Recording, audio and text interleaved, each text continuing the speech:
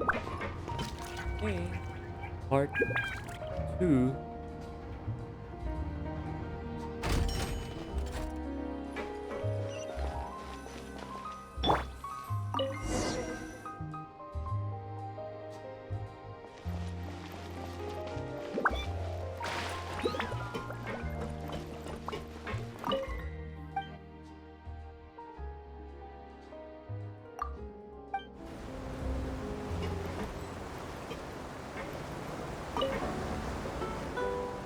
Welcome to the Navia line. I am Elfan. The boat will be departing imminently. Please do not stick your head, hands, or other body parts outside the boat.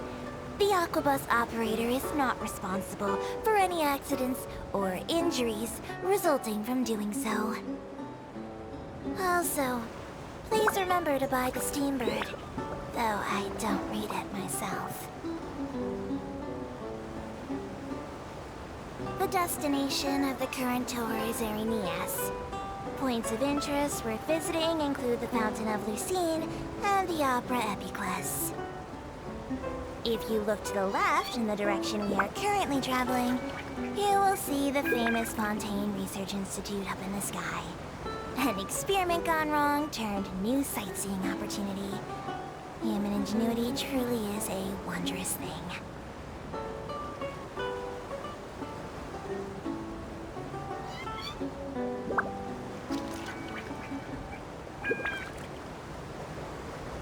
What the hell are these? What is she? No offense. No offense, but what is We she? are now approaching our final destination. Please be sure to bring all your personal belongings with you as you disembark. Even though I will take any forgotten items to the lost and found, the paperwork is rather annoying, as Melusine hands are not suitable for grasping pens. Please be careful when disembarking. It has been my honor to be your tour guide this trip. Thank you. Thank you, man.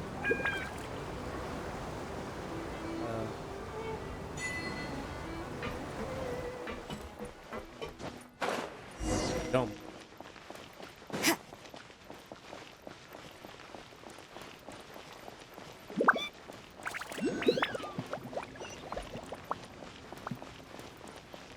Like I'm in Switzerland.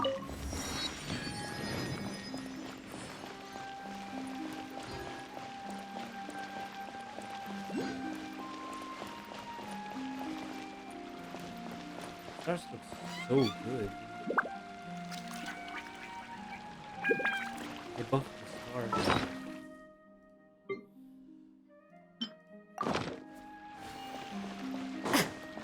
Alright, little buddy. You're a bit too annoying.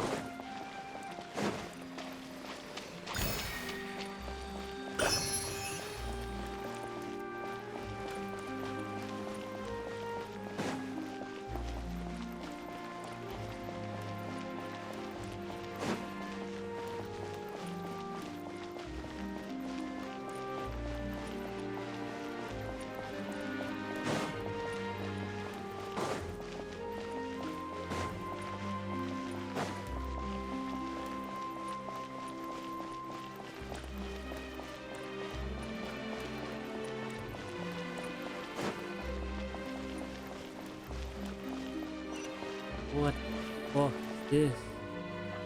It's a dog. Hello.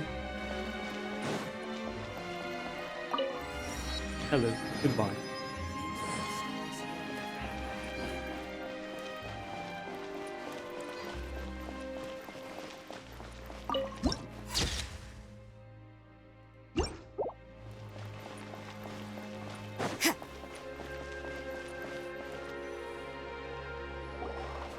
Whoa!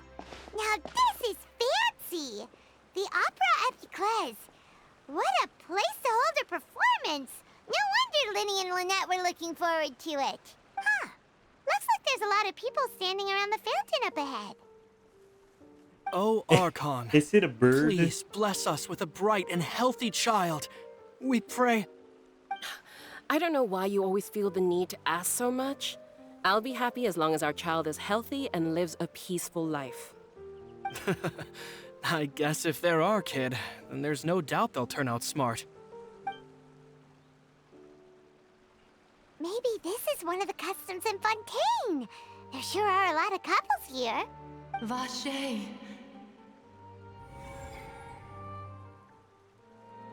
What's wrong? Vache. Vache.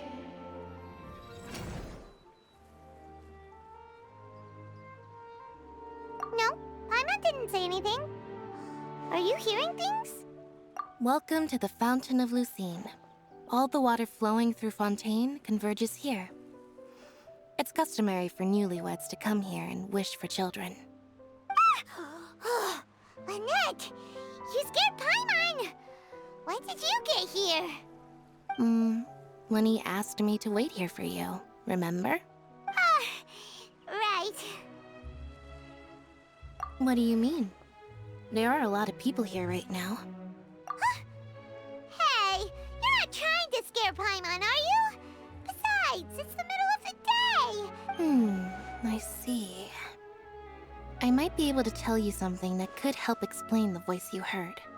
In fact, you might not be imagining things at all. I suspect that what you heard is a result of your hypersensitivity to the hydro element. Others in my family have had similar experiences. It's because of her sensitivity to the hydro element? But what would hearing a voice have to do with elemental power? When do you cry, Paimon? Wait, what? What does that have to do with anything? Just answer me. When do you cry? So tired of Paimon. When Paimon's really sad? Oh, and when Paimon's super happy. Oh, and also when Paimon's really, really scared.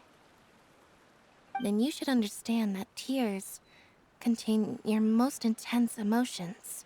Like I just mentioned, the Fountain of Lucine is where all the flowing water in Fontaine converges. Even the tears that fall to the ground will eventually gather here. So maybe what you heard was the intense emotion coming from someone's tears.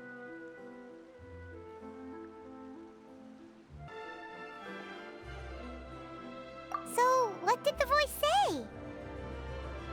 Huh. If you were hearing their emotions, then Paimon wonders what happened to them. Rather than worrying about them, we should worry about my brother first. Don't let that calm look of his fool you. He tends to get pretty nervous just before a performance. So chatting with Linny might help him relax a little before he goes on stage. Oh, right. That makes sense. Let's go in and see Linny.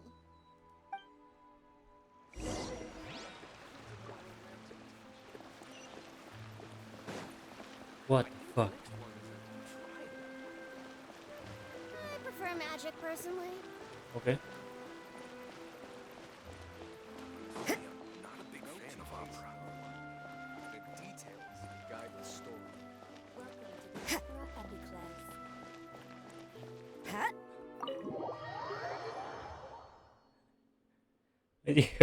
Pwede ko whoop.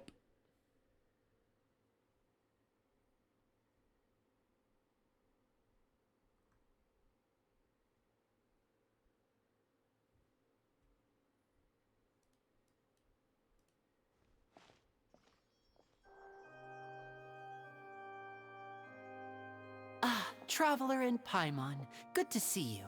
I knew you two would come. Are you kidding? We wouldn't miss it for the world. We've been looking forward to it. True.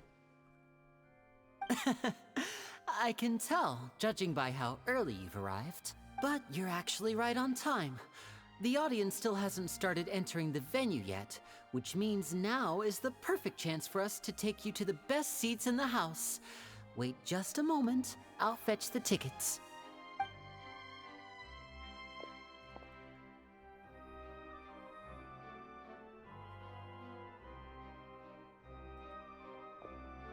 The Opera House has assigned seating, so you always have to make reservations. I've already reserved your seats, and here are your tickets. Ooh, front row seats. Thanks, Linny. Don't mention it. There's no need to keep thanking me. Hey, Lenny! Could you come over here and take a look at this? Oh, I'll be right there. Seems there's an issue with the stage props over there. That's Cal, my assistant, calling me. I'll go lend him a hand. Yeah, we'll just go to our seats. You go ahead, Linny.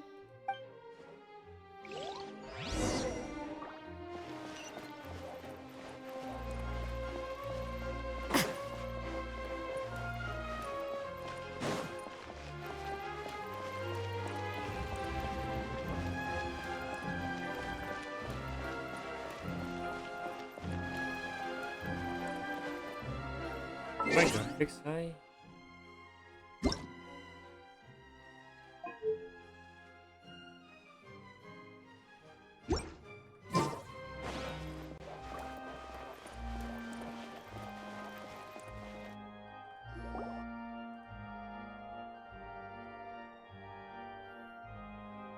Oh, these should be our seats. Come on, let's sit down.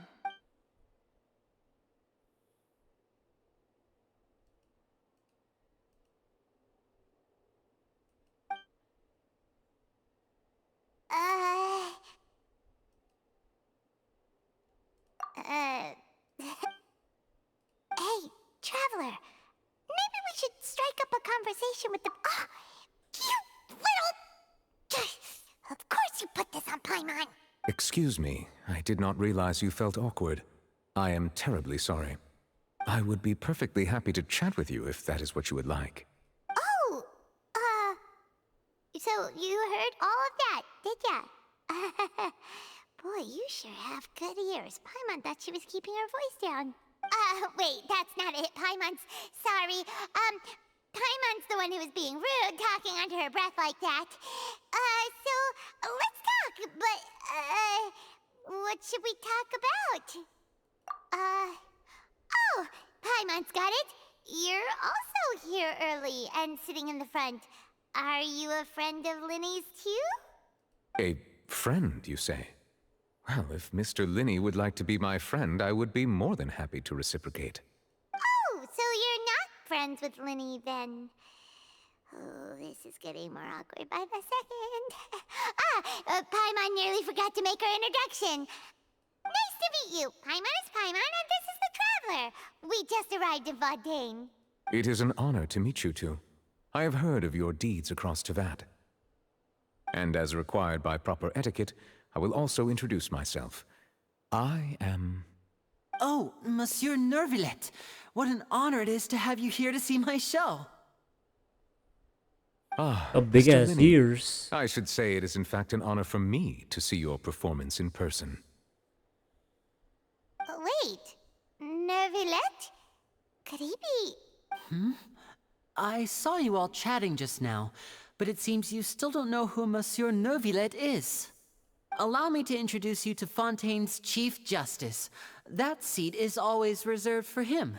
It wouldn't be too much to say that he's the symbol of justice and honesty here in Fontaine. Whoa! Sorry for being so rude just now. Paimon had no idea you were such an important person. No offense taken. Being Chief Justice is merely what I do for work. Nearly every person has their usual reserved seat, so I'm not so special, really. And by the way, I should probably let you know, even though I would prefer not to, there's someone sitting up there in the VIP seats that has been striking a pose for quite a while now. I believe she is trying to give you a most elegant and impressive first impression. So I think you should take notice of her sooner rather than later. Otherwise, she may become flustered.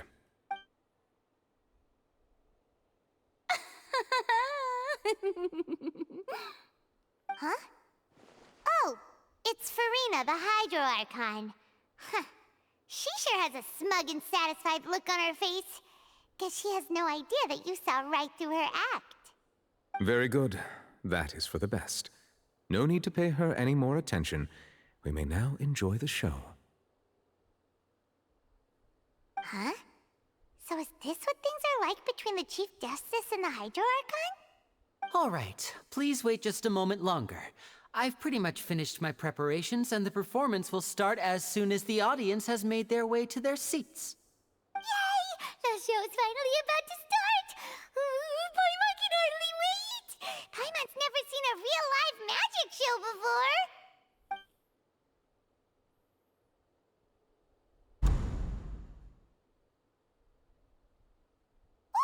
start dimming the lights. The show must be starting. Sorry. Paimon will try to stay quiet. Welcome, one and all, to the opera epiclese. I am the star of today's show, Linny. And over here is my sister, Lynette, who will be working as my wonderful assistant. Please, let's give her a warm welcome. Hello, everyone. I know she may seem to be a little sleepy right now, but that's just a sign that she's nervous. Whatever. Well, why would you say that? Some of you may be thinking, two vision holders who can freely manipulate elemental powers performing magic is not true magic at all. So, I would like to take a moment to assure you that elemental powers will have nothing to do with what you will witness on the stage today.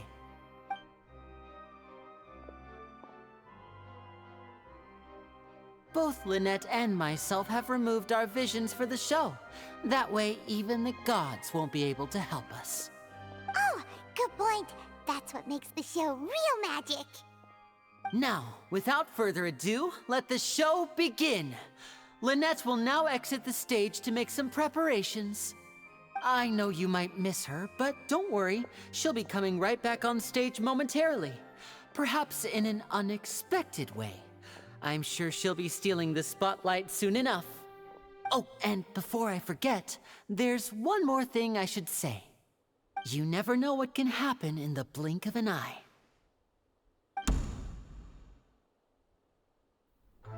A magician's greatest skill is making things disappear or appear. The possibilities are endless.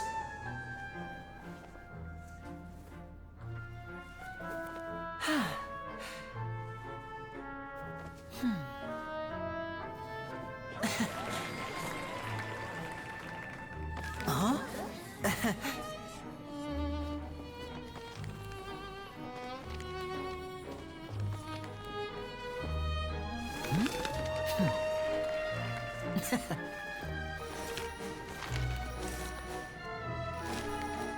But this isn't what you came for.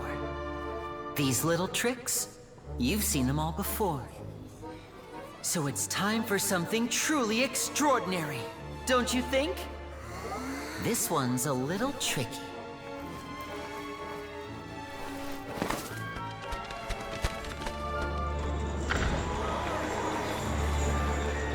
Using this water tank, I shall make my sister vanish completely, right before your very eyes.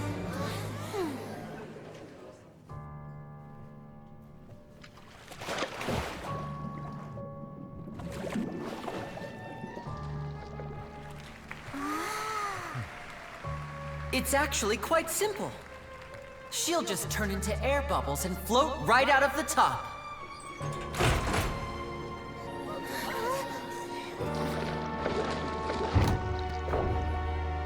Oh no! I told them to check all the props carefully.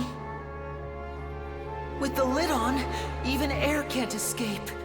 An amateur magician would be getting very nervous right around now. Luckily, it's me on stage, so let me show you what a true virtuoso can do.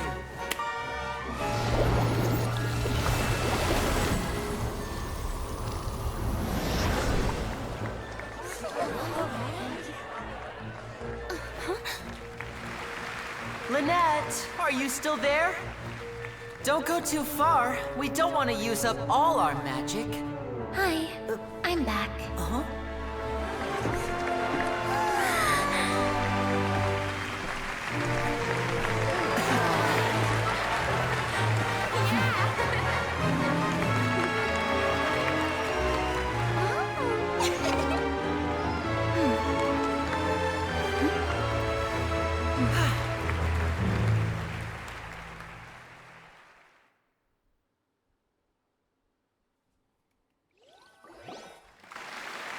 Respect. Whoa! What in the world just happened? How did he do that? Paimon didn't see him do anything! Wasn't Lynette inside the water tank? How did she disappear and then reappear out of nowhere? If we could see easily through his tricks, and that would mean that his skills are still lacking. To appreciate magic, you should focus on the show happening on stage, rather than getting caught up in trying to see that which has been intentionally hidden. True. Guess you're right. Paimon couldn't believe her eyes when Lynette reappeared. Amazing! Thank you everyone. I'm glad you enjoyed that performance. But our magical journey has only just begun. I've prepared even more astonishing surprises for everyone here. The magic of transformation and disappearance can go far beyond what you've just seen. I'm sure many of you are thinking that escaping the water tank was impressive enough. But Lynette is still my assistant after all. In which case, I have ample time to make all necessary preparations. So, for my next trick, I will require the participation of one lucky audience member.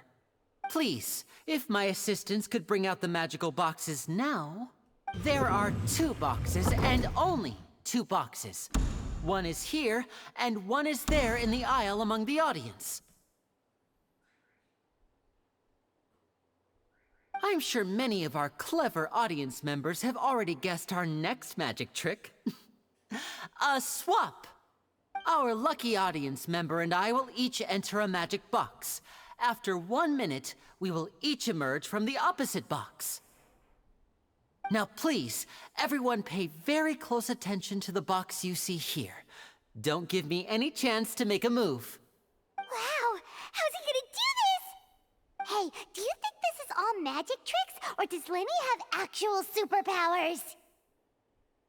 The lucky audience member will be generated by this random number selector. It selects numbers entirely at random. Even I don't know who will be chosen to participate. Now then, let's begin.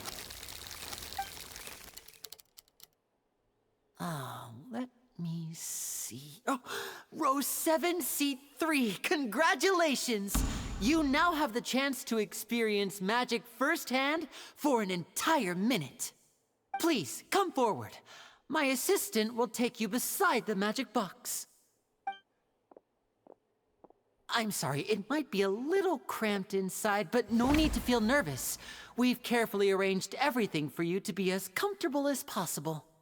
You don't need to do anything, but no matter what strange things may happen, don't come out of the box. If the magic is interrupted, who knows where you might end up? You might even find yourself in the Fortress of Meropide. Oh, okay. All right. Before I enter the magic box, there is one more thing I need to ask the audience to do. Could you all give me a countdown? Like this. 60, 59, 58. Just keep counting down. You can go a little faster or slower if you like. I won't be able to see anything in the pitch black box, so I'll be relying on your voices to know when time is up. Oh, and no tricks now. If you quickly count from 60 in just 30 seconds, then I'll be in a tough spot. Ooh! Paimon kinda wants to count faster after hearing him say that!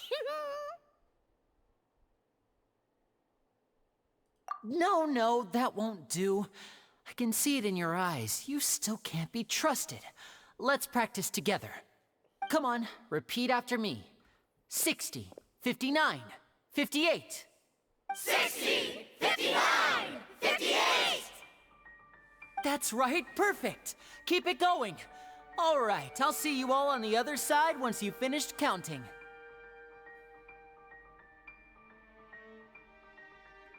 54, 53, 52, why aren't you counting, Nervalette? I am counting in my head. I think things are exciting enough in here as it is. Merely a consequence of my identity and personality. Do not worry about me. Just enjoy the show. Oh, alright.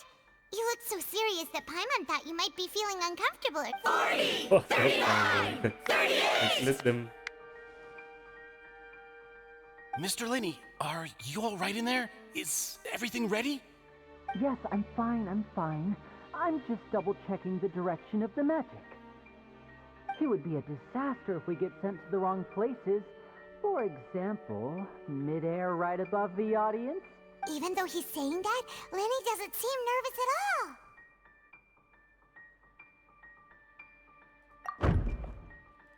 Ah, what was that noise? Did you hear it too? Not sure. Anyway, it doesn't seem like anyone's worried about it. 25! 24! 23! What's wrong, Mr. Linney? I can still hear you moving in there. I seem to have accidentally knocked over a decoration. I'm trying to fix it, but it's pitch black in here. I can't tell left from right. Never mind the decorations. There's no time for that. The show is what's important. No, that's unacceptable. I want my show to be perfect. Don't worry, we still have 20 seconds. Hear them counting? 19! 18! 17! It seems things aren't quite going as planned. I apologize, everyone. It feels like you're all starting to count faster, but that's all right. I know it can be tiring to do such a long countdown. 10 seconds and change is still plenty of time. 10! Almost there now. Whew. Swapping two people is harder work than you might think. Even a master magician like me can't guarantee I'll get it right the first time. Hey, wait! Is this the back one? I can't tell. They both look the same inside. Huh? No, that's not it. I'll try again. 7! Hey, slow down! Honestly! 5! 4! 3! Whoops! That doesn't count! 0!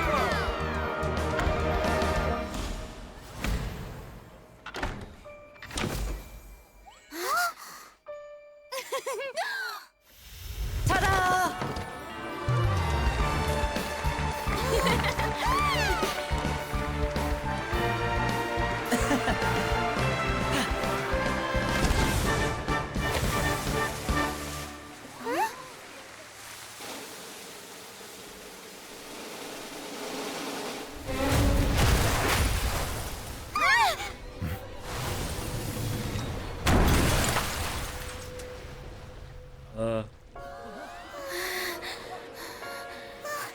What happened? Oh shit. Someone actually died.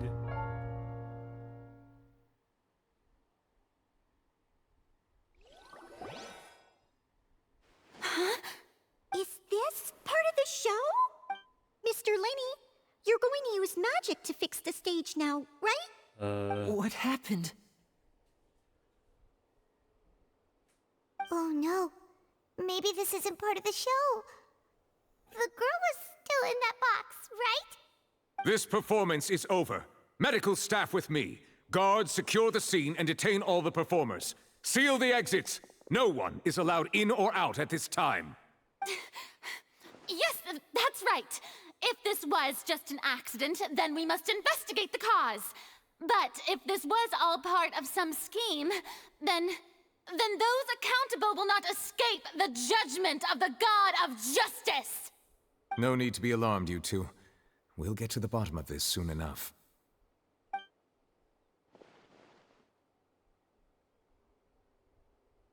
Unfortunately, the person who is in the magic box has been pronounced dead. His name was Cowell, one of the assistants in Linney's magic troupe. Apparently, the fireworks on stage ignited the ropes that were suspending the water tank, which then caused the tank to fall onto the stage. As of now, we are still not sure why we found Cowell in the box, rather than the guest from the audience. And after an initial search of the area, the guards have confirmed that the girl is nowhere to be found. It appears that this incident was not merely some mishap with the performance. And there are many indications that it is connected with the case of the serial disappearances of young women. The serial disappearances case? That's the case that Charlotte mentioned before. I know the truth. I can see through the whole thing. Really, using such a shallow and obvious mystery as his finale. Did he really underestimate us that badly? I say that our powerful magician, Mr. Linney, is now the prime suspect for the serial disappearances case. Huh? Why me? This whole thing was an accident. Oh, Kill him. this all occurred during your magic show, did it not? The missing girl disappeared after being chosen, did she not? The deceased is one of your assistants, is he not?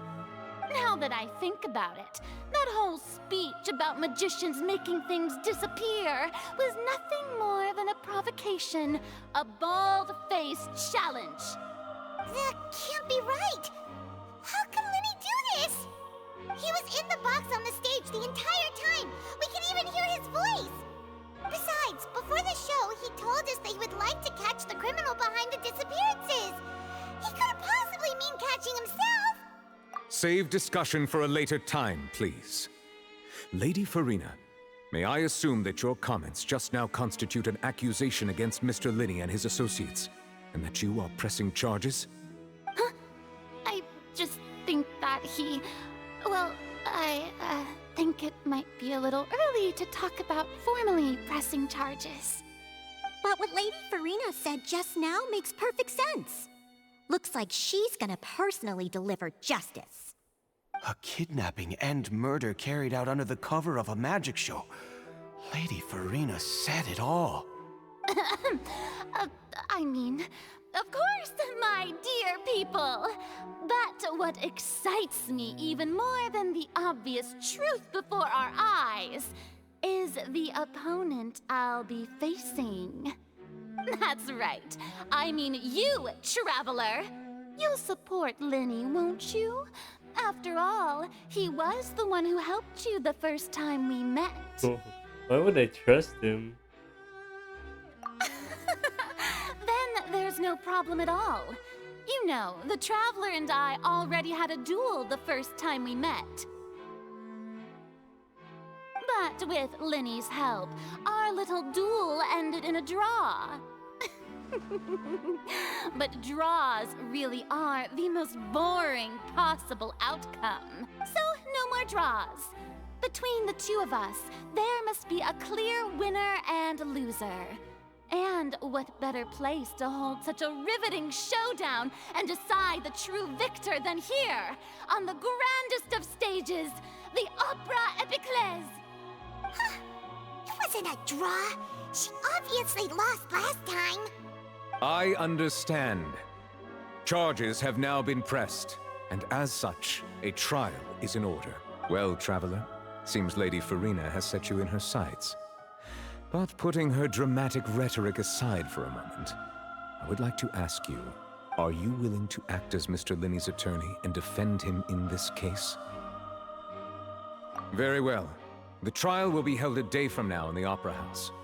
Both sides may investigate the scene to build their cases and search for the truth. Linney and his troupe are all potential suspects and shall remain within the Opera House. The audience may begin to leave in an orderly fashion once they have been cleared by the guards. A day isn't that long. Let's see what kind of case this big-shot outlander can build in such a short amount of time. I'm really quite looking forward to hearing it.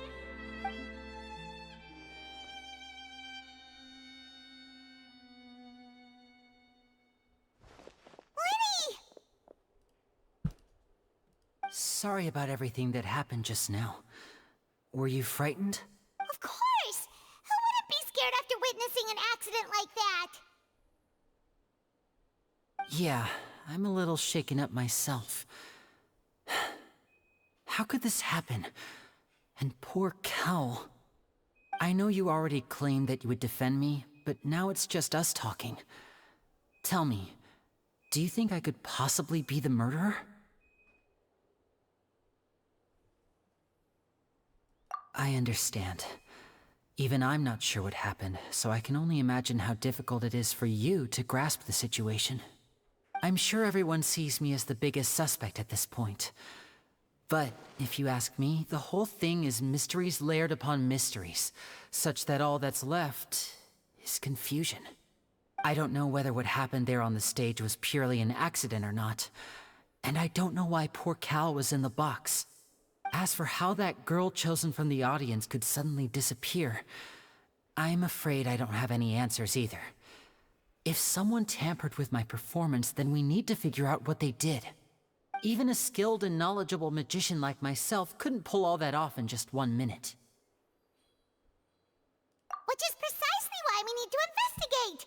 As this book says, the impossible could not have happened. Whatever happened must have been that which is possible. Paimon bought them when we were reading at the bookshop in the city earlier. Pretty cool, huh? Don't worry, Paimon used her own savings to buy them. It wasn't from our travel funds. I think they look cute on you, Paimon. You have good taste, Lynette. That's the right attitude. Feeling depressed isn't going to help me now.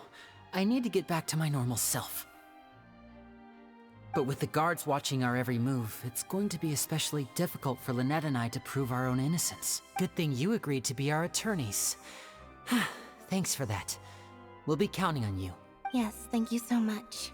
Good thing? Is it a good thing? Yeah, just leave it to us. Oh, since we're going to start investigating, Paimon has a question first. Where did Lynette go during the performance? Ah, well, I'm afraid that would involve some of our essential trade secrets as magicians. The secrets behind our magic are past saving, Linny. I suppose you're right. The truth behind our tricks is going to be important evidence that will be weighted during the trial. 'Tis truly a pity. As a magician, our magic show is a work of art. We've poured countless hours and spared no effort in perfecting it. But if revealing our secrets will help you uncover the truth behind what happened, then it will be well worth it. We should go somewhere else if we're going to discuss our magic tricks. We'll go speak with the guards, and in the meantime, you can go investigate the stage and the seating areas. Alright, let's go have a look while the investigation teams are still here. Detective Paimon is on the case!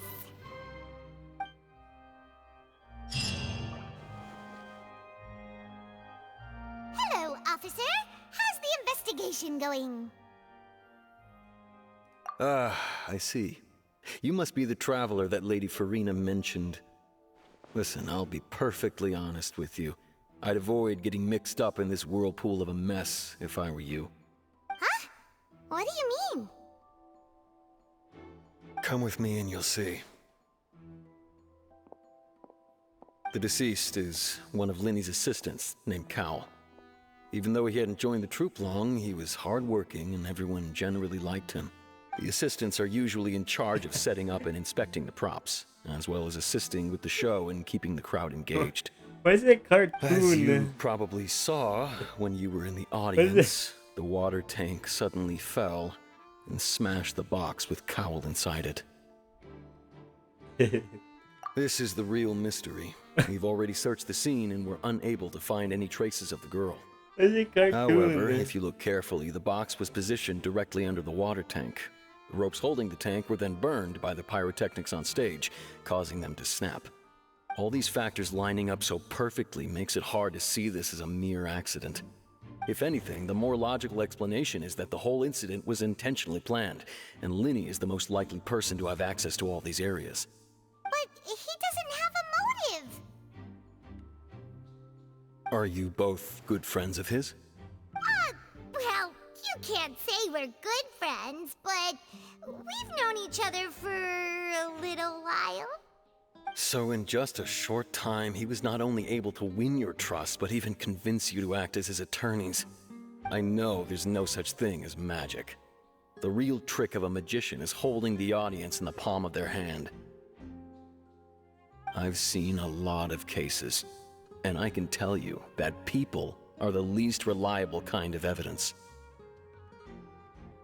Sorry, I tend to be pretty straightforward.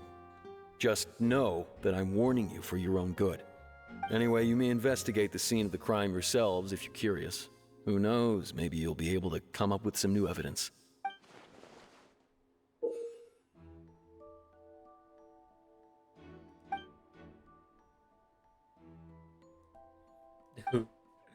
No.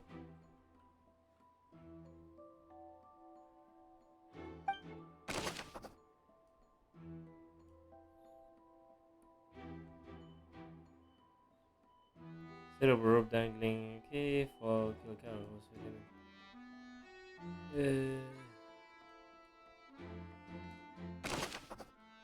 Deceased identity. Poor guy, I mean. He just wanted to do magic. Oh shit, I was reading it.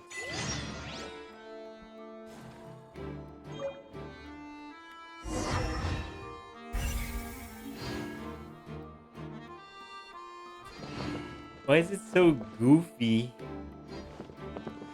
Why is it so goofy? It's like a cartoon character died.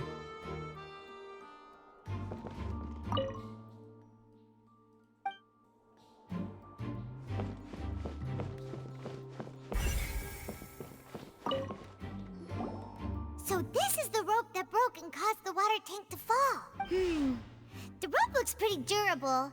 How can it be burned through so quickly by fireworks? Why are you suddenly so serious, Traveler?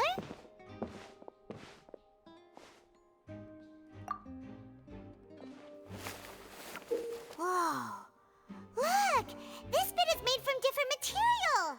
Most of it was burned away, but there's still a little bit of it left. Huh.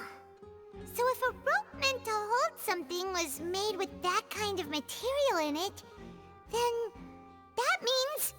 Wait! Why don't you write all this down? Let's take notes!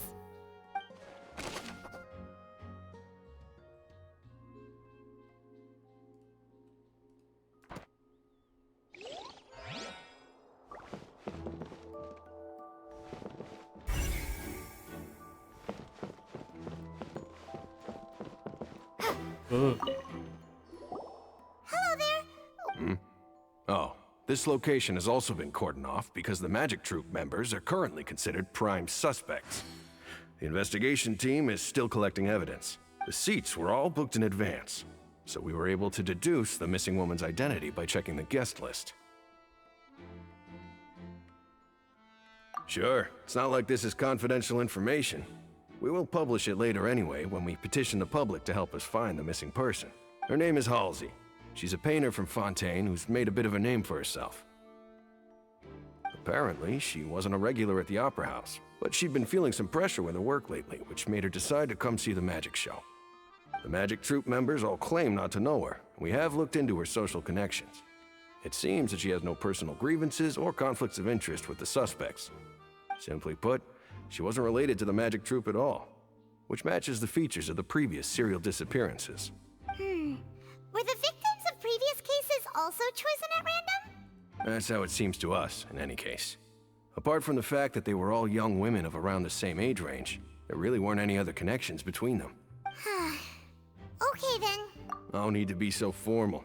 If you do happen to see the missing girl, please be sure to contact us. It is of utmost importance that we get to the bottom of these disappearances.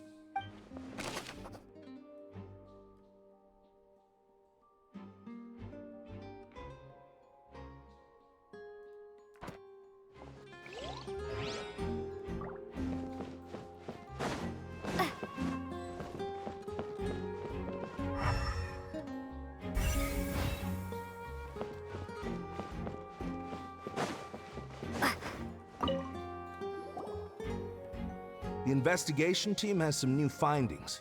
Turns out there's an issue with the random number selector after all. See, I told you. What if the machine picked some big guy's seat? You think the murderer would have still made his move then? Sorry to interrupt, but we're helping Linny and Lynette with their side of the investigation. What were you saying about the number selector? There's something wrong with it? You're trying to help them? That'll be a tall order. Lenny used the machine to pick a random member of the audience during his performance, right? The lucky girl that later disappeared. Well, we thought there might be a serious problem with the machine, so we had it taken away for further inspection. It turns out that the seat number it picked wasn't random at all. The machine picks that same number every time. I'm sure you already know that you have to make a reservation in advance to get a seat, regardless of whether it's a trial or some performance. In other words, Linny knew who would be sitting where from the very beginning. That much checks out. Linny reserved our seats for us too. Bet you see why I was saying it'd be tough to make a case for Linny. Even though it's bad for Linny's case, Paimon had better write it down.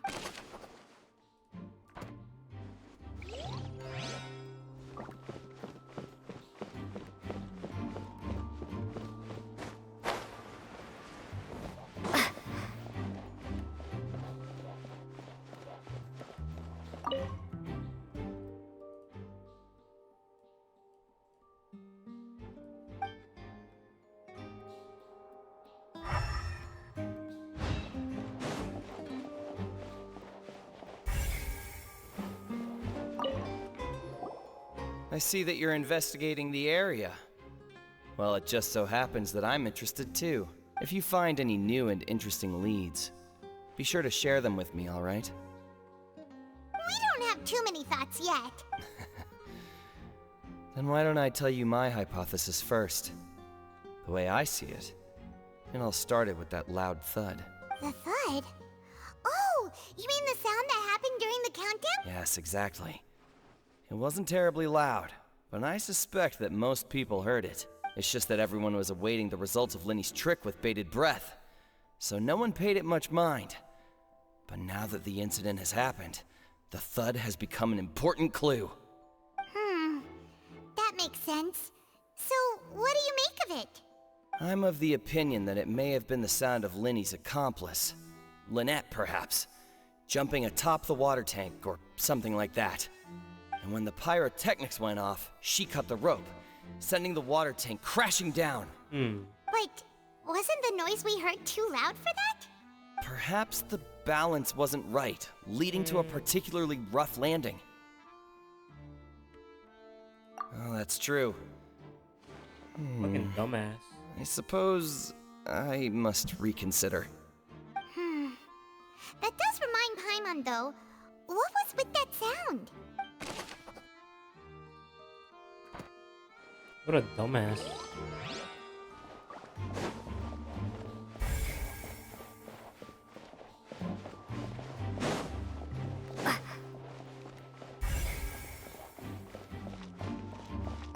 Linny's still talking to the guard. I think someone will be assigned to monitor us later, but...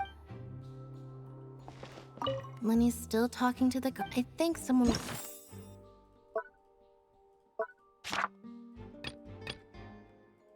be assigned... I can't talk to her.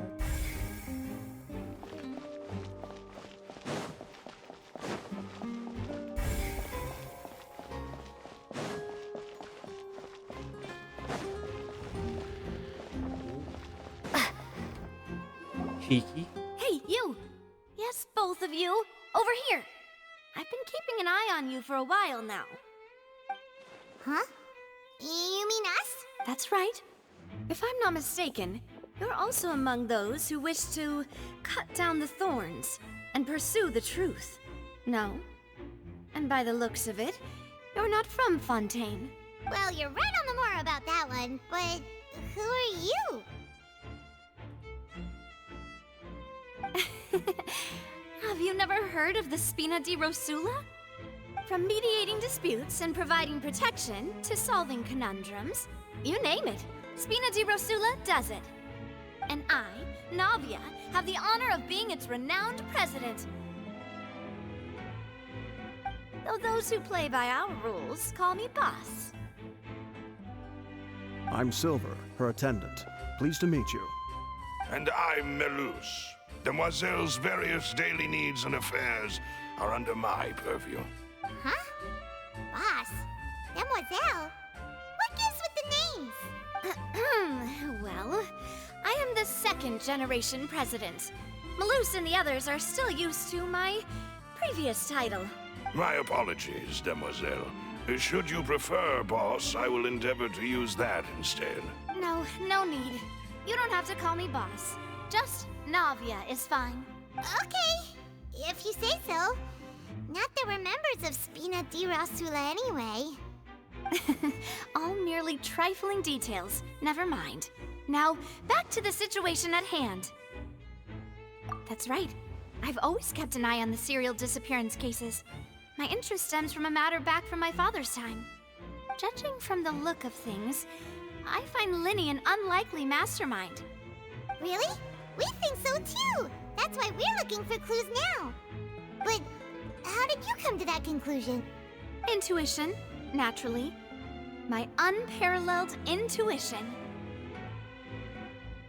Farina sure was quick to point the finger at Linny without any decisive evidence whatsoever, wasn't she? But that's not uncommon for her. If you remember, the Justice had to interrupt her and ask if she was pressing charges just to keep her from getting carried away. Anyway, a trial begins the moment someone levels charges. And, of course, there was no way Farina was going to back down in that situation. Sounds more like you just don't trust the Hydro Archon. Well, what's your opinion? I must admit that she can be interesting at times, but liking her doesn't mean that I'll blindly agree with her. All right, I've answered your question. Now, it's time you answer mine. Wait a minute, did that answer count? Well, I say it does. But don't worry, you won't hear any pointless questions from me. In your opinion, do you think it's right to treat a trial like it's an opera? It's creative. Well? And why would that be?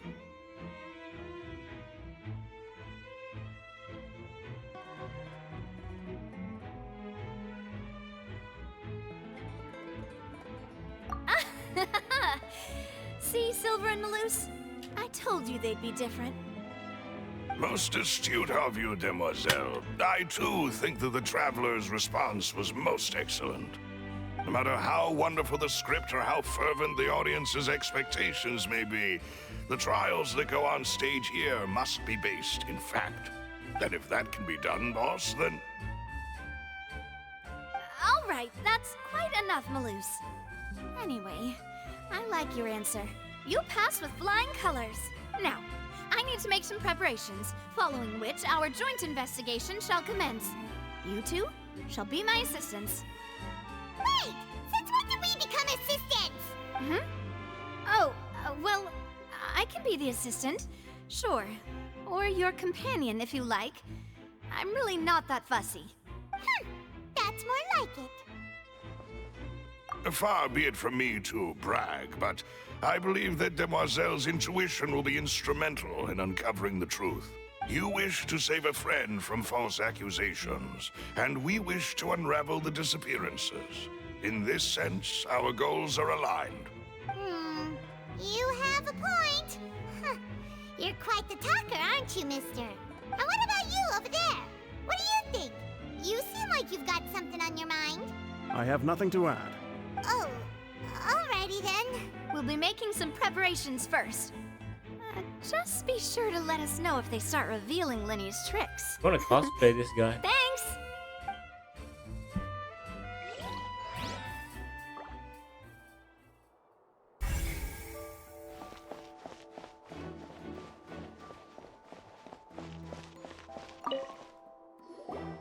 Sorry, but no one can freely enter or exit the Opera House at the moment. If you wish to leave, you must register your identity with us first. No, we're not leaving. We're representing Linny and Lynette as attorney. Were you always guarding this entrance? Yes. After the Chief Justice gave the order, everyone coming in or out must undergo a strict inspection. So, the missing girl couldn't have left from here. At least, not from that point on. I doubt there was much opportunity then, either. How can you be so sure? Well, because I was in charge of security near the entrance at that time. I couldn't see Linny's performance from here, which was quite a shame. Just my luck. But still, I did not abandon my post. And I stayed put no matter how loud the applause was. If someone had so much as even approached the door, I would have noticed it, let alone if they had tried to leave. We Melazines are good at that sort of thing, you know. So, it's safe to say the girl couldn't have left through here. Alright, thank you for your help. This'll be useful info.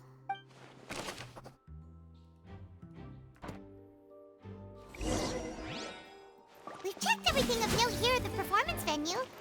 Paimon wonders how Linny's discussion with the guards is going. Let's go see, shall we? Ooh, things are getting interesting, huh?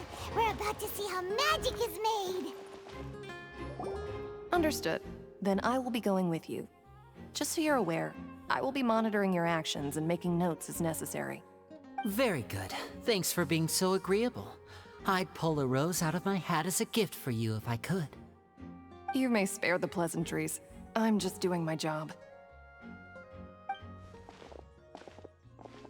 You've arrived. Who's this? Me? I'm Spina di Rosula's guardian angel. If you've got a problem, I've got the firepower. Sorry, I got a little carried away there. Call me Navia. I'm a partner of theirs, and will be helping investigate this whole situation. And these are my companions. Would you mind if they join as well? Fine by me. Oh, new helpers? I would be most grateful. Well, let's just say we're tagging along. It's not every day you get to see the secrets behind magic performed on such a large scale. I appreciate your kind interest. Come with me. We'll be heading below stage.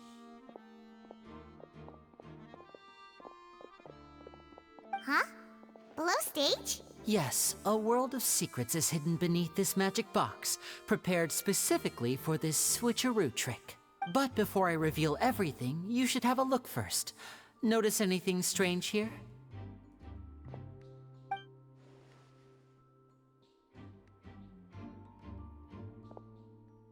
I'm not trying to be dramatic. Remembering the details of a trick will help you understand the methods used to perform it more easily. Huh. Weren't there balloons and other decorations here? Where did all that go? Ah, good eye. That said, you're still far from discovering the answer. The back? You mean the inside of the door? What's different about it? Paimon didn't notice anything. Very good indeed. I thought you might not be able to catch that, given that you were sitting in the first row. The back of this door was patterned. Those patterns are now gone, replaced by a smooth wooden board. So, if you put 2 and 2 together, what do you get? Exactly. All right, let's go. I'll tell you how it works as we head down.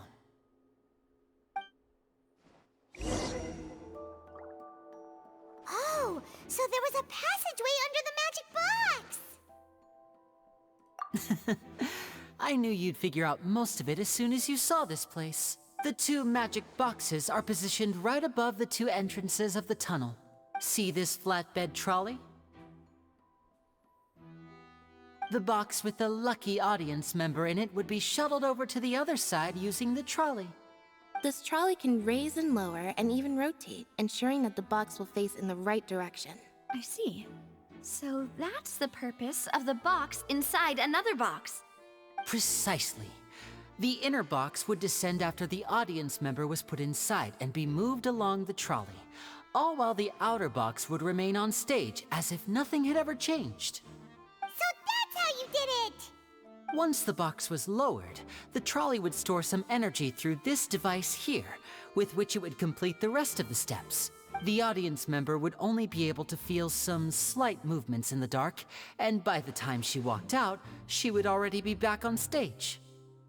Right! You were talking that whole time, and you even came out for a moment near the end! Ah, yes.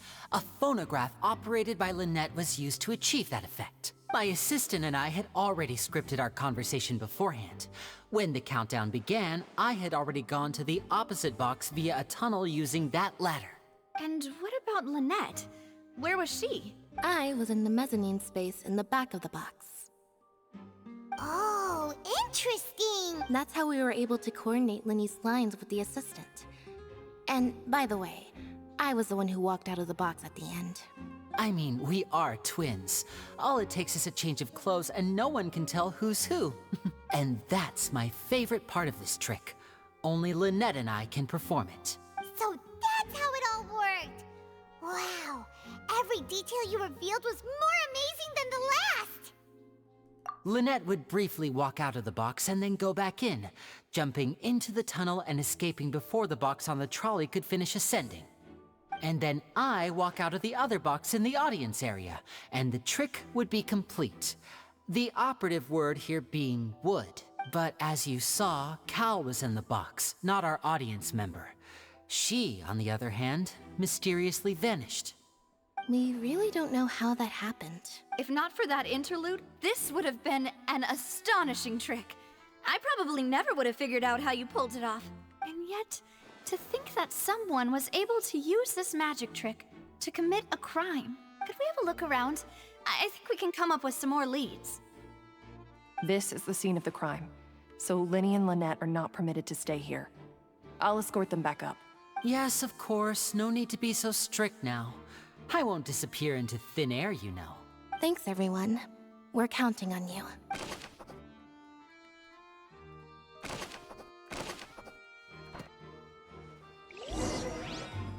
Okay.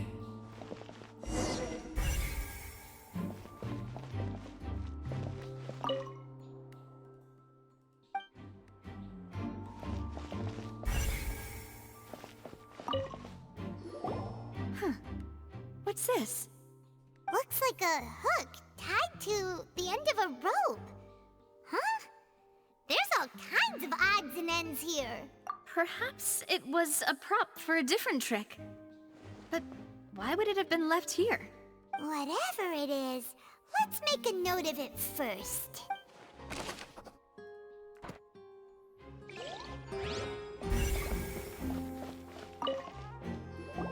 The floor is wet. Please be careful not to slip. Speaking of which, why would there be water here? Oh, Paimon knows! It's one of those tricks where you pour water into a jug and here's a broken vase. Huh. That can't be. The trolley moves along tracks from start to finish. It couldn't have hit the vase at this distance. Let's note this down too and think about it later.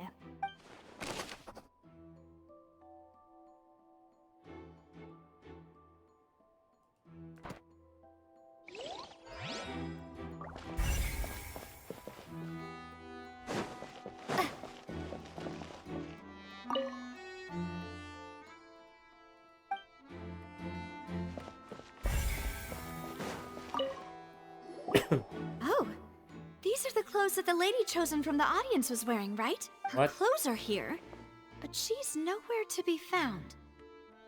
Right. And do you really need to do that if you're kidnapping them? Ugh, this is so confusing. Paimon doesn't want to be a detective anymore. What's up with the eyes?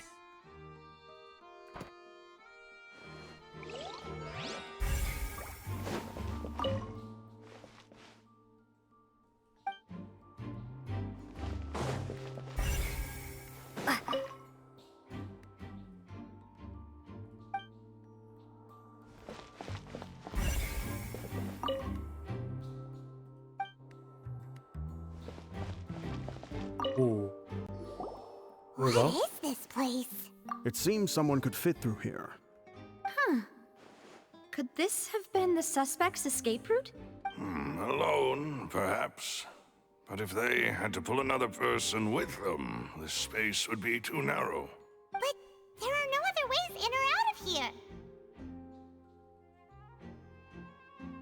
Oh, you're right! Let Paimon write that down.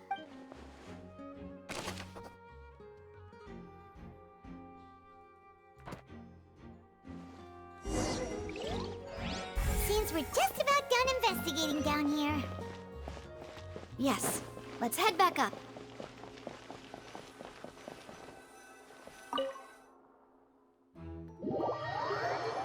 Never looked up.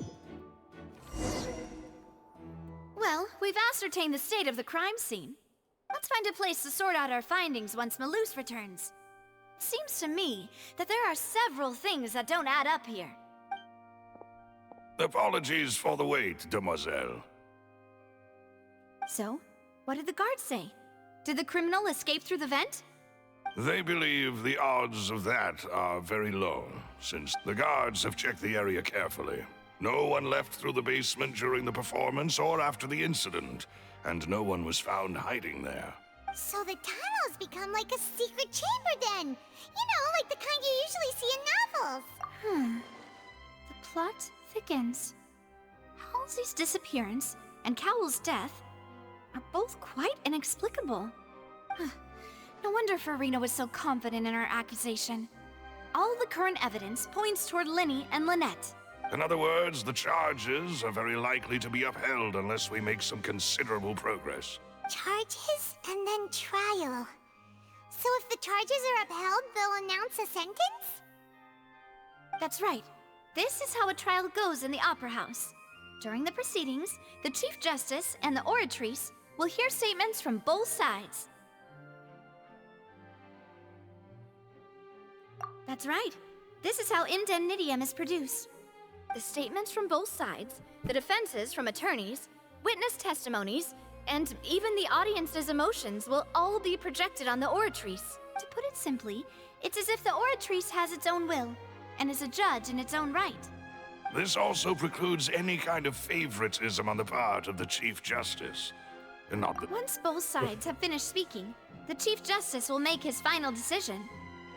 This, too, will be used by the Oratrice as a reference. Then, finally, the Oratrice will be consulted by officials. The result it returns is the will of justice itself. Huh? So that machine is the one that actually decides? Paimon thought Neuvillette called the shots. In practice, there is very little difference. Both have always come to the same judgment. Which is why people have great faith in the Chief Justice.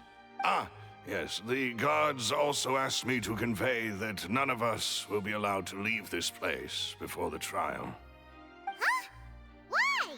Because we've chosen to act as the twins' proxies. That makes us persons related to the case. They're concerned that we might be colluding with outside parties, or that we might find outside help to disrupt the case. And even if that were not so, it could prove problematic if we happen to spread key information about the case ahead of time. I'm ready to break out at any time. Whoa! There's no need for that! Paimon thinks they have a point. That said, are they providing food? Of course. I just hope you don't mind the lack of options. I'm afraid that catering to all tastes is not in the cards, nor is any guarantee of balanced nutrition. In that case, let's just sort out our findings together here. Pity. I was hoping to take you to try some of Fontaine's famous desserts, too. I mean, what better way to properly think through our findings than over some tea and sweets? Huh. Breaking out suddenly doesn't seem like such a bad idea after all. Just kidding! Paimon will still do her best, even if there are no snacks. What do you mean, no snacks? Of course we'll have snacks. If we cannot buy some, then we'll simply make some. Huh? Here? But how? Understood, Demoiselle. Everyone, please come with me. We're having a recess.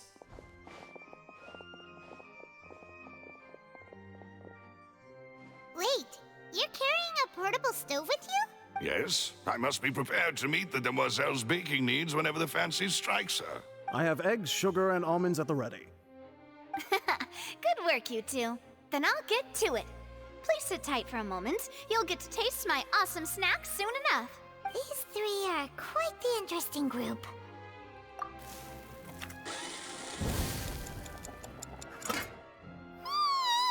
And Paimon thought it smelled good while it was still in Macaroons? the oven. Oh, it's even better now.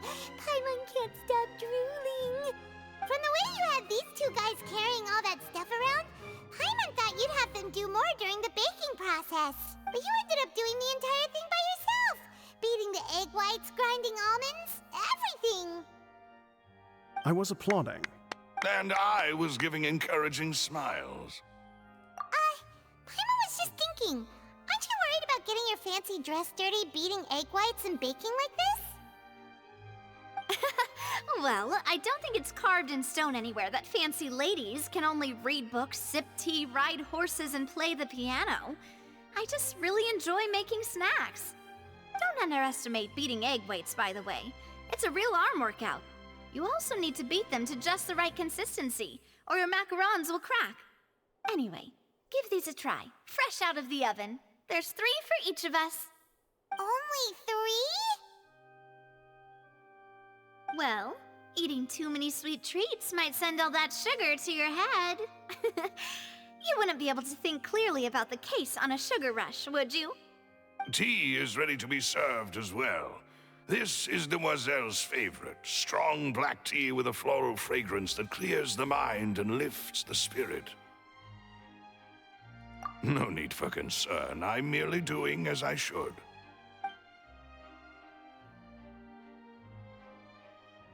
All right then. Down to business. As Paimon mentioned previously, the tunnel seems to be something of a secret chamber.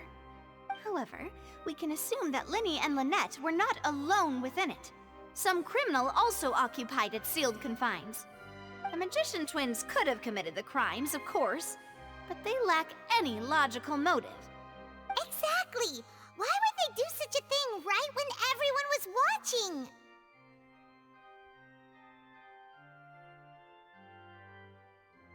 The flower vase and the thud we heard during the performance could indicate some altercation between Halsey and the criminal in the tunnel, resulting in the shattering of the vase, the discarding of her clothes, and her abduction.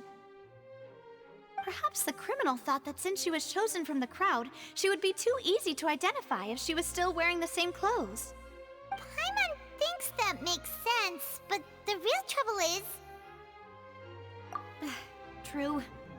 None of the clues we found thus far support the existence of this third person. But the only people left to consider are both technically victims, whether it's the missing girl, Halsey, or poor Cowl. Huh. Could Halsey have secretly made modifications to the magic props in order to murder Cowl before making her escape? That's right. And even if she had tampered with the setup, nor does she have any motive. The guards said that she has never had any dealings with the Magic Troop's members. Were we not thorough enough in our search? From the sound of things, this is turning into an impossible case. Your macarons are amazing though, Navia. They smell great! They're nice and crisp and super sweet! They are my specialty after all. And I see you've already had 5 of them. What? 5? Oh, that can't be right. Paimon only counted 3, honest! Please don't worry about it. At my age, a few less sweets might actually be a good thing. No. Being greedy is one thing, but Paimon knows how to count. Besides, Paimon knows that if she ate too many, then others wouldn't have enough. Wait, even you don't believe Paimon? How could Wait. you? If Paimon ate those 2 extra macarons, then may they turn into stone in her stomach! All right, we get it. Well, I suppose one of us might have gotten too engrossed in our chat and eaten them by mistake. No big deal. Wait. Set up the stove again, if you would. Huh? What are you doing? Making sure everyone gets 3 macarons, of course. Exactly. We don't want to trouble you. As you wish, Demoiselle. And I have the egg, sugar, and almonds. Well, this really is your hobby, huh?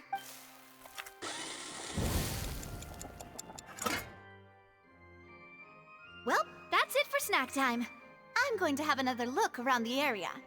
I don't know what we're looking for yet, but we've still got some time. As attorneys, I suggest the 2 of you think the case over again. It would be awkward if you got all tongue-tied on stage during the trial. All right, thanks for your help, and for the snacks. It was nothing. A small task for the Spina di Rosula. Silver, Malouse, it's time to go. I'll be back if I find anything new.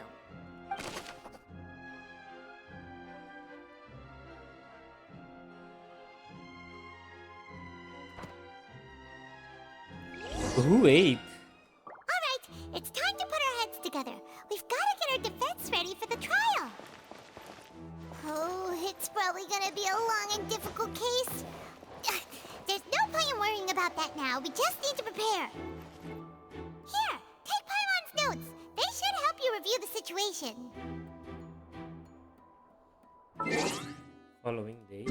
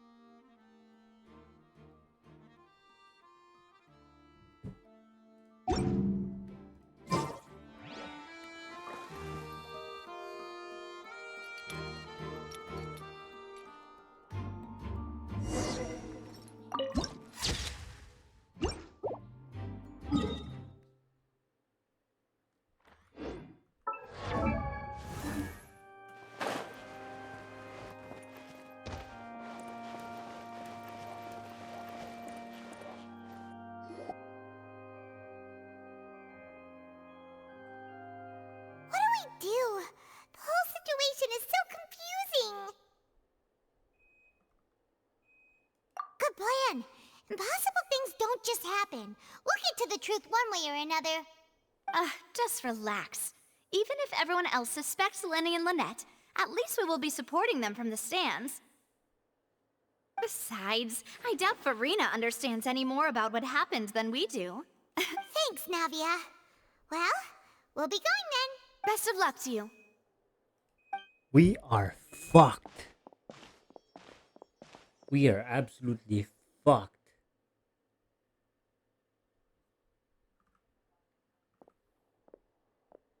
Ah, finally, you're back. Well, how did your investigation go? To be honest, you might be disappointed. No. We're already very grateful that you were willing to help. Well now, don't you all look disappointed? Don't tell me that your investigation came up empty-handed. That was to be expected, of course.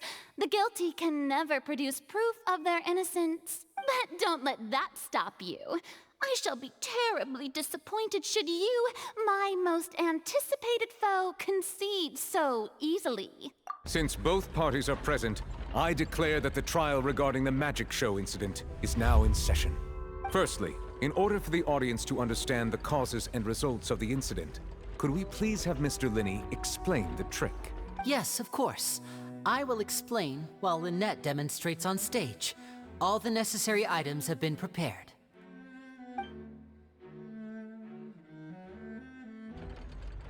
Thank you, Mr. Linney. In that case, I take your statement to be that you ran to and remained hidden within the magic box in the audience stands once the trick began, and thus could not have committed the crime. Is this correct? Yes, that's correct, Your Honor. In that case, I call upon the prosecution. Lady Farina, do you wish to refute his statement in any way? Why, of course I do. Allow me to take the first shot and break this case wide open. Mr. Linney is clearly lying.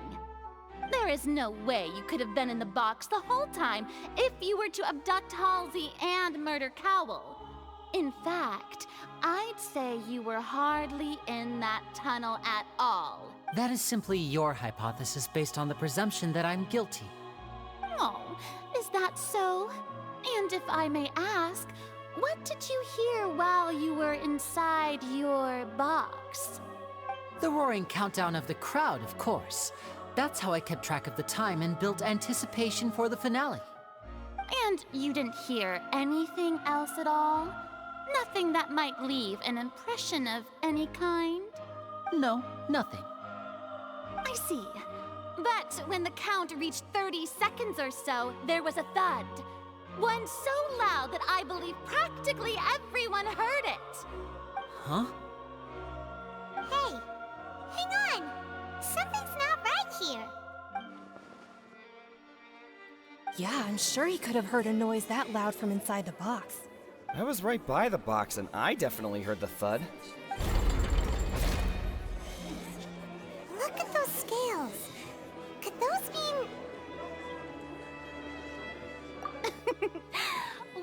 Then, ladies and gentlemen, allow me to use the words of the magician himself. You never know what can happen in the blink of an eye.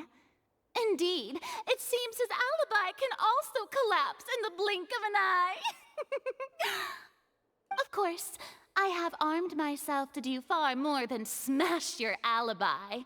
Confidence cannot go unfounded, and my foundations are rock solid.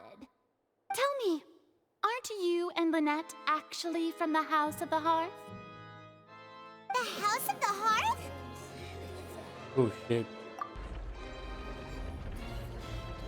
No wonder they did something like this. So the serial disappearances were the Fatui's doing.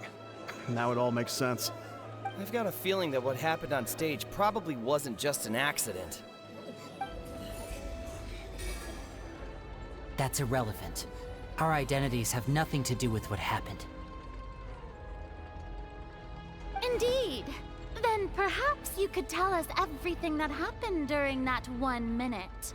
Your first priority is to prove yourself innocent after all. I'm sure there is little that needs to be kept secret now. Unless your script already has holes in it.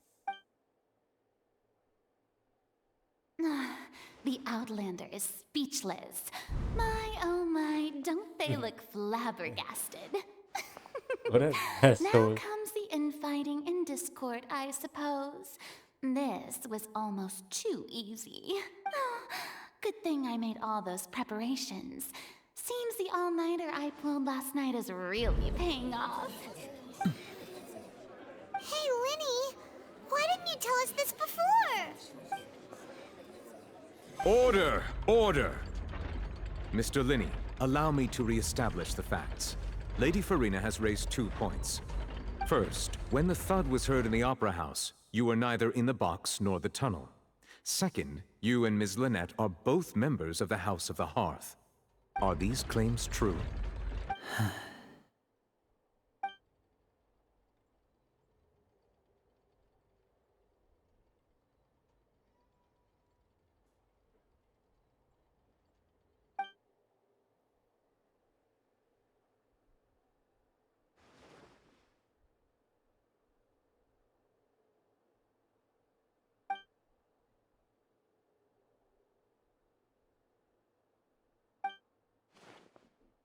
Please answer my question, Mr. Linney. I'm sorry. Yes, they're true, Your Honor.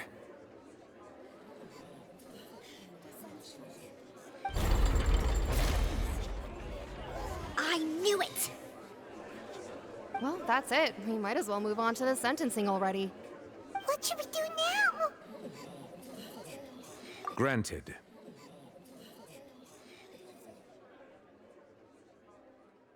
In that case, what is your request? Is that really necessary? They're already as good as guilty. They killed them. The defendant deceived their own attorneys. What is there left to discuss? Order! Order, I say! Your request is reasonable, and we shall adjourn. This trial will reconvene in 1 hour. So you would stick to Mr. Linney's defense even after knowing what you do now? You certainly have more professionalism than I thought. In that case, my dear audience, let's allow the joy of victory to steep for a little while longer.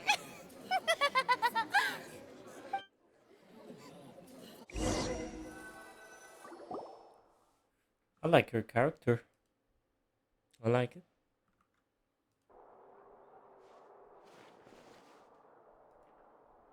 Well, this is awkward. I didn't think the Hydro Archon would dig all that up. I'm sorry, Traveler and Paimon. Yeah, sorry. Paimon doesn't know where to start. We trusted you two. We based our entire reasoning on the assumption that you weren't bad guys. Not to set the wrong tone or anything, but Paimon's really mad! I'm very sorry. I know you're angry, and reasonably so, but please, let me explain. I know you've clashed with the Fatui several times before. I wouldn't be surprised if just Hearing the word is enough to make you upset, but our organization is very, very large, and the Harbingers have very different personalities and goals. Right now, we want to save people. As many as we can. That's right. I'm sure we're on the same page when it comes to this nation and the disaster that its people might face. I knew if it weren't for our respective identities, we could become good friends. That's why I didn't wish to flat out lie to you, but chose to hide some details instead. The truth is very important, but being completely transparent about everything would see us spending more effort than we need to. Right. So, you be the judge. Heck, if I were you, I fear that I'd even struggle to trust me at this point. You met a Fatus who works as a magician, a trickster by trade. All by coincidence, too. But still, I'm asking you to trust me. I am no criminal. At least, not in this case. Sorry. Please forgive us. Well, you both say that, but... Right. Let's hear your answer first, and no lies now! Of course. I'll answer any question you ask.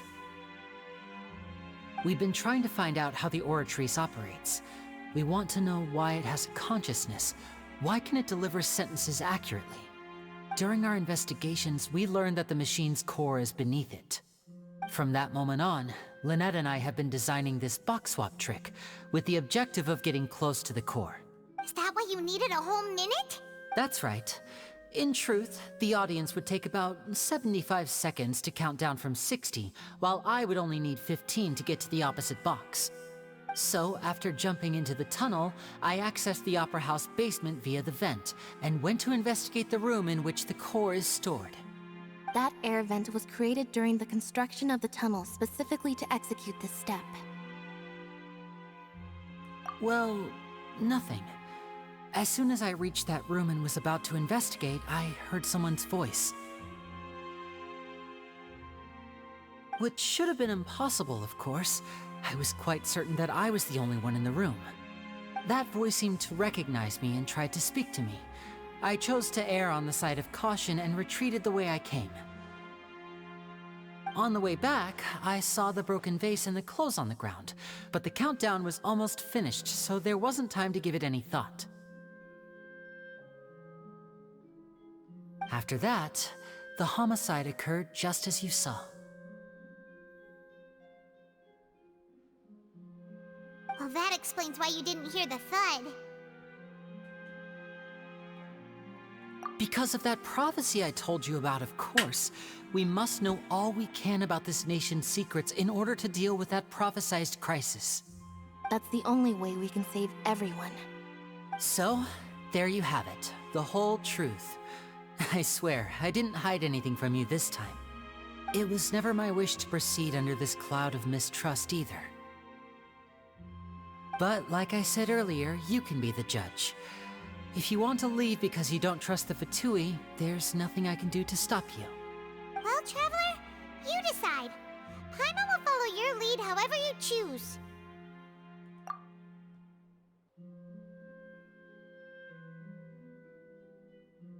Okay, thank you. Thanks for giving us a chance. The current problem is that the scales are tipped pretty badly against you two. If we want to refute the Hydro Archon's accusations, we're gonna need a seriously watertight defense. Huh? Oh, Paimon thinks she gets what you mean.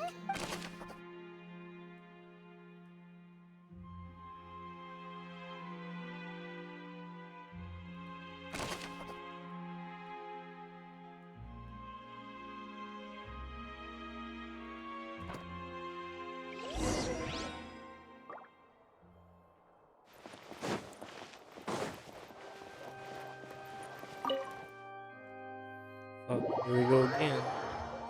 Here we go again.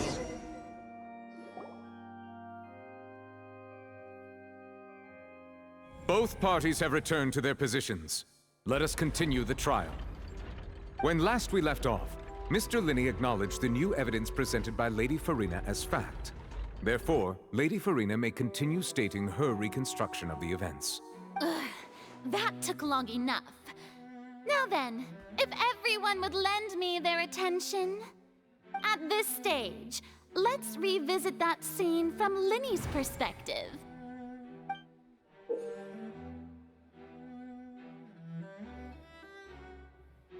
Based on the opposition's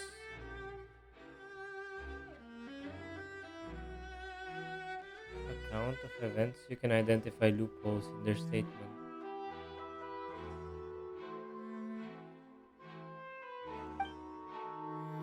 This evidence, oh fuck me. This evidence and clues of the investigation to refute any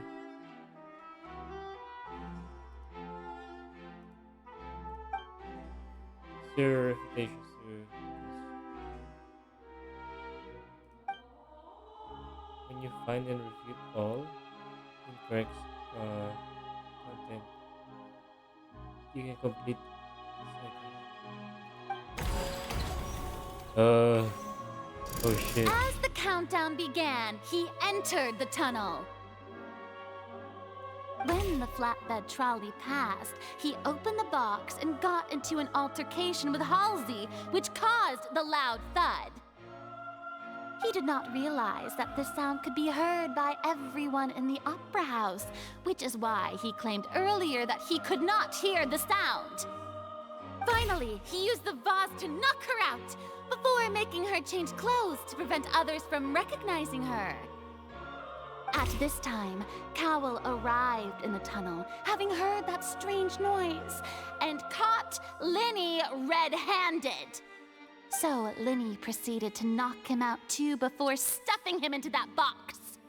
Afterward, Linny passed the unconscious Halsey to his accomplice through the magic box in the audience stands, before operating the devices such that Cowell's death would be ruled an accident. And there you have it. That's the truth behind what happened. Does the defendant's side have any objections to Lady Farina's description of the events? The key to refuting Lady Farina is the order of events. What Linny experienced and what he saw.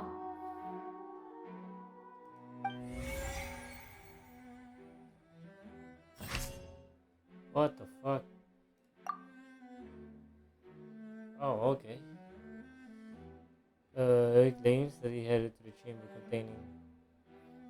entering.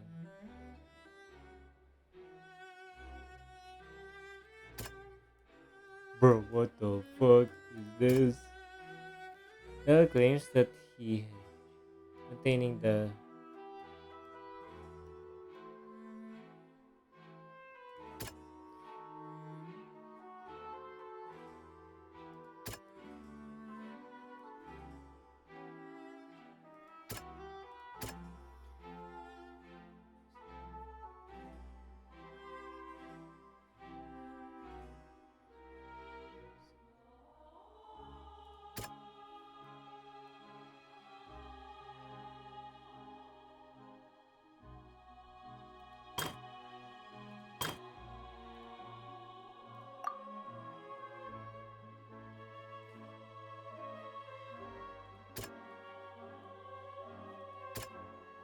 chamber.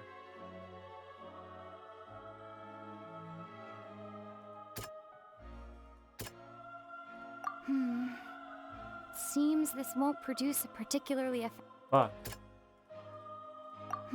Fuck. What the fuck? Are you serious, dude? Oh, okay. Not everyone has. According to Linny, he left via the vent after entering the tunnel. He couldn't have had that altercation with Halsey.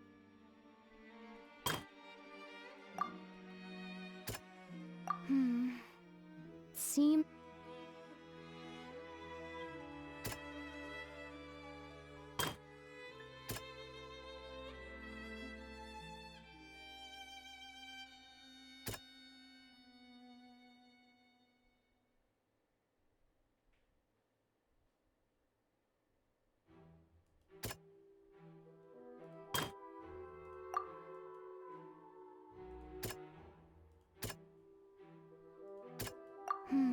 What?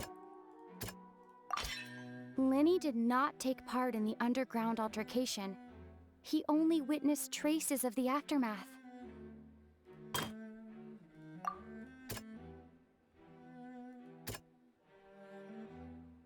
Hmm.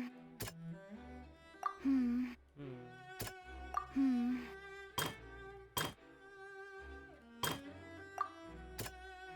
Hmm.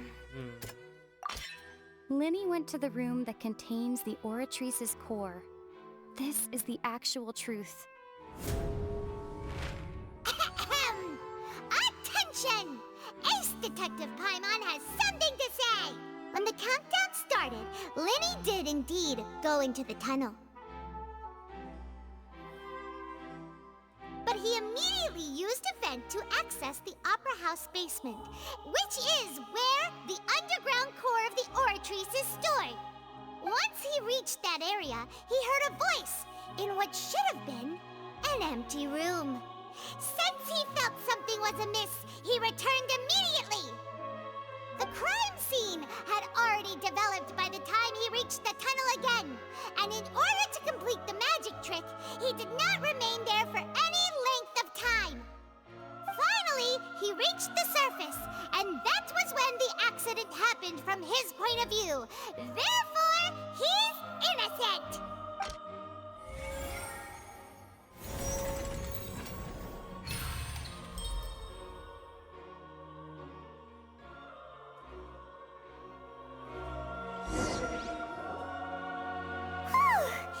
Paimon did it! Paimon... In other words, you believe that he knew nothing of the incident? That's right! My reasoning?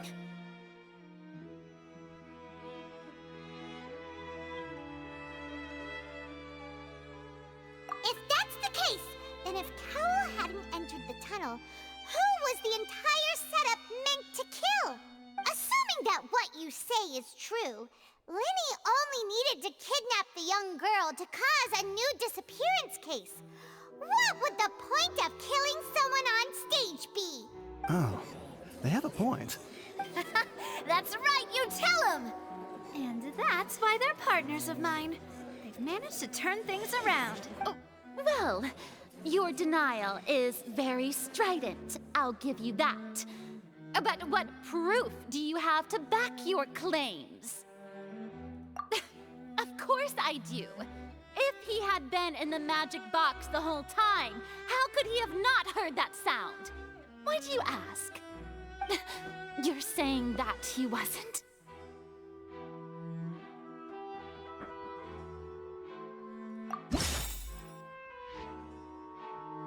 Eh.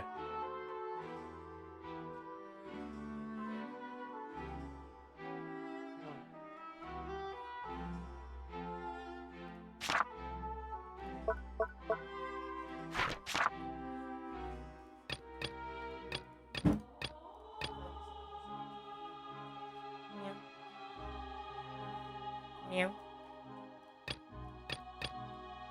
Meow.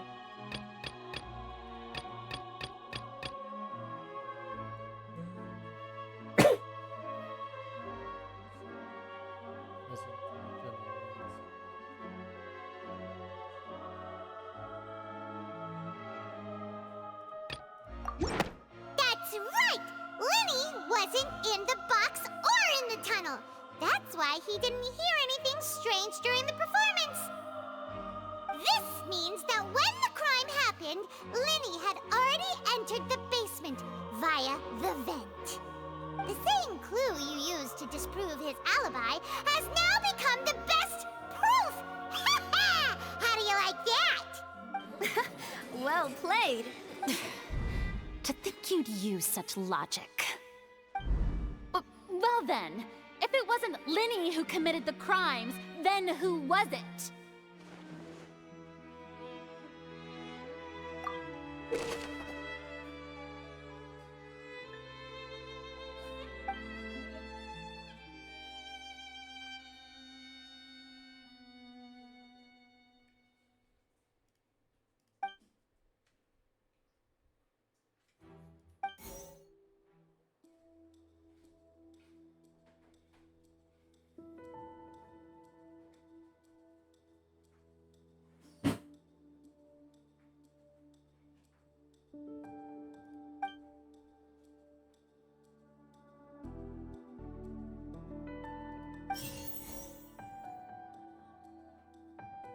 Linny.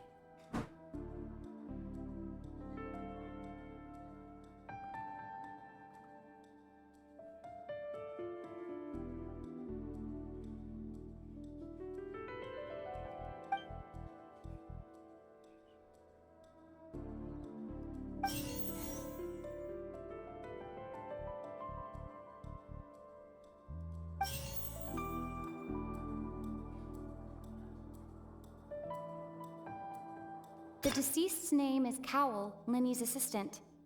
He would have been able to tamper with the equipment. Halsey is the missing person and an ordinary audience member. Or did she have her own scheme all along? Could there have been a third person involved? Is that really a possibility?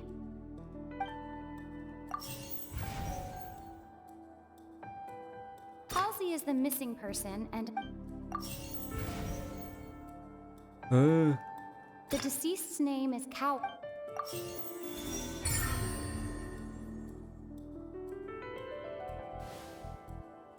Huh? That can't be right. Are you serious?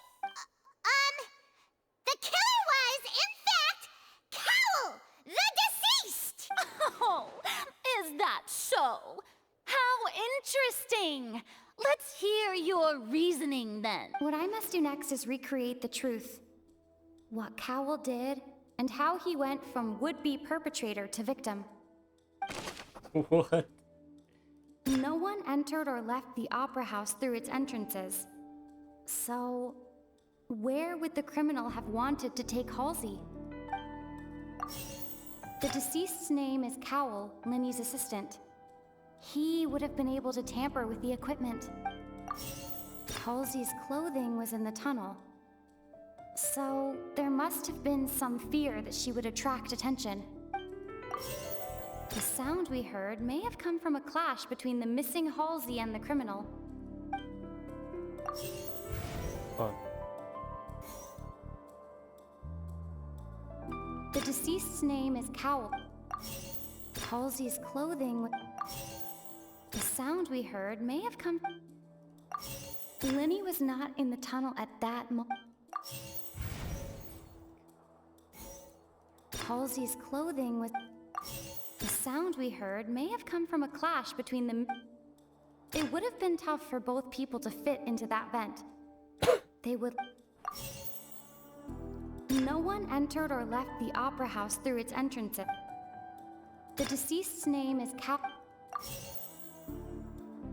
Halsey's clothing was in the tunnel.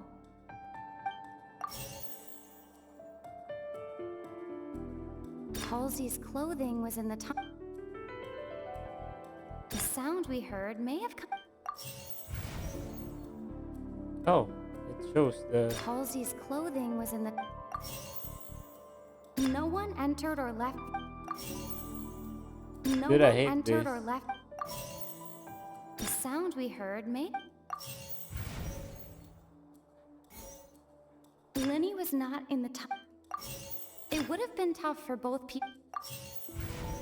Oh.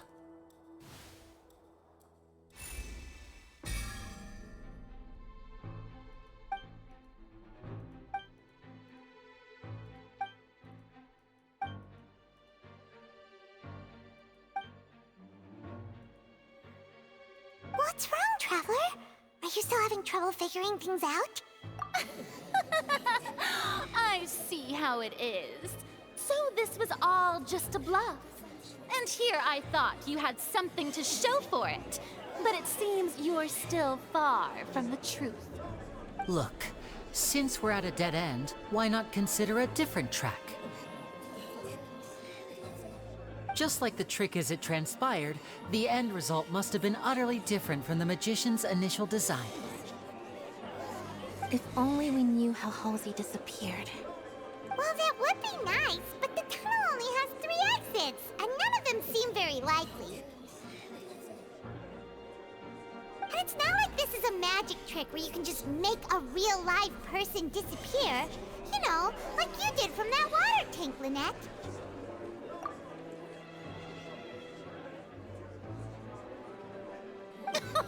Excuse my interruption, dear opponents.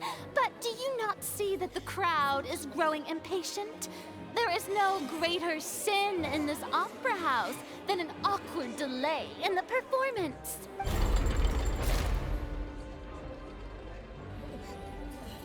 If the defense is unable to make further effective arguments, we will move on to the next stage of the trial. Lenny was not in the tunnel at that moment, which gave our criminal ample time. The sound we heard may have come from a clash between the missing Halsey and the criminal.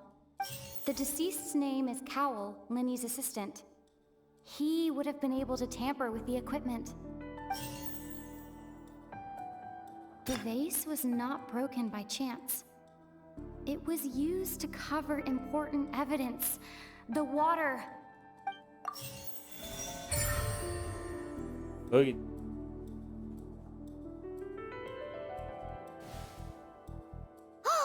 Paimon gets it! It all comes together if Halsey disappeared instead of being kidnapped. Lynette escaped from the water tank, vanishing gradually and leaving only clothes behind. If there's a similar method where a person could be transformed into water... Just a moment, please. I do hope you know how preposterous you sound at the moment. How could a person ever be transformed into water? This is reality we're talking about here, not some magic trick. Must we really? I should think that of anyone. Your friend Linny already knows this truth very well. Magic tricks are ultimately just illusions and misdirection.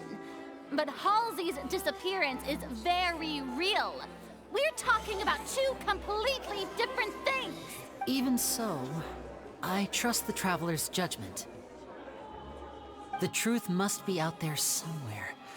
Perhaps some new line of reasoning may open if we try to gather all the focal points that don't make sense. Since Cal was the deceased, we haven't placed much attention on him. But given that we aren't making much progress with the case, it wouldn't hurt to have a look at his belongings, would it? People really do come up with all sorts of harebrained schemes when at the end of their rope. The way I see it, your suggestion that we broaden the scope of our investigation is nothing but a tactic for stalling the trial.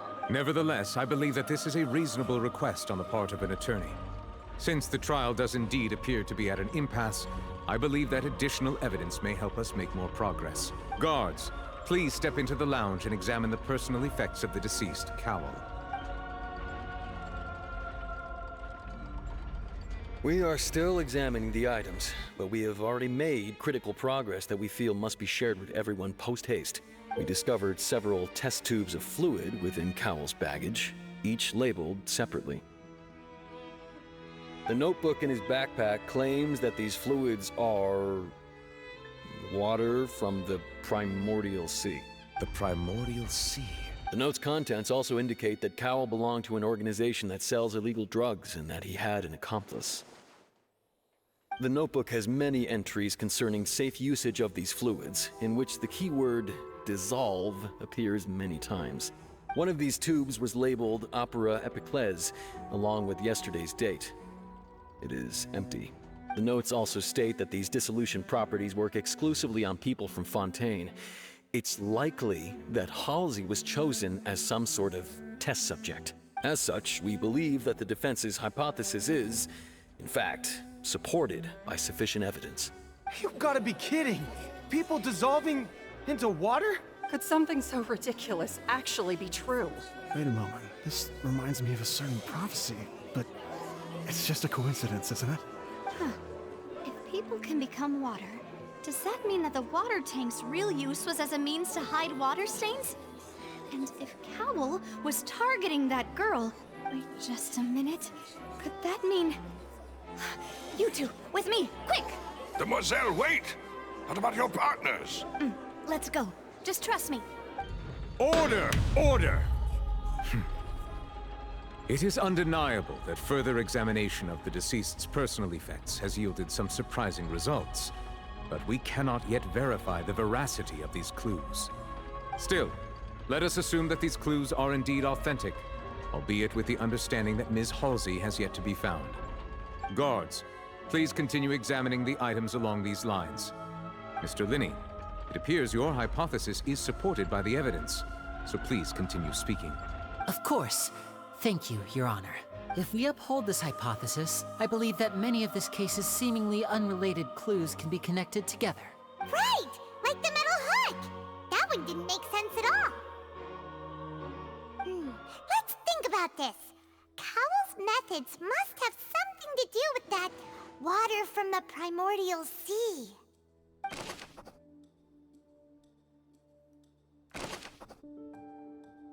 The water from the primordial sea should already have been prepped before Halsey entered the magic box. The deceased's name is Cowell. Lynette was in the magic box on stage the entire time. Did she have something to do with this?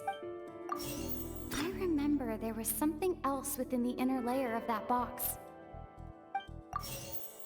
Now it seems like the hook rope was not meant for another magic trick, but was instead some form of triggering mechanism.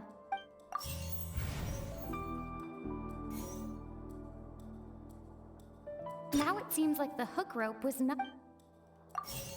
The rope that strung the water tank up was lit by the fireworks and cut. As such, the focus here is on the water and not... The water from the primordials... The deceased's name is Cowell. Huh? Lynette was in the magic box on stage. The rope that strung the water tank up... I remember there was something else... I remember there was something else within the inner layer of that...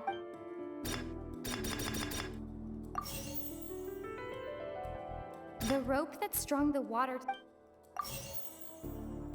Oh wait, there's... The Oh my rope god, that I'm not strung the reading. water... I'm not reading. The rope that strung the water tank... Where's the prime suspect? The I deceased's don't name read, is what the Cowell. hell?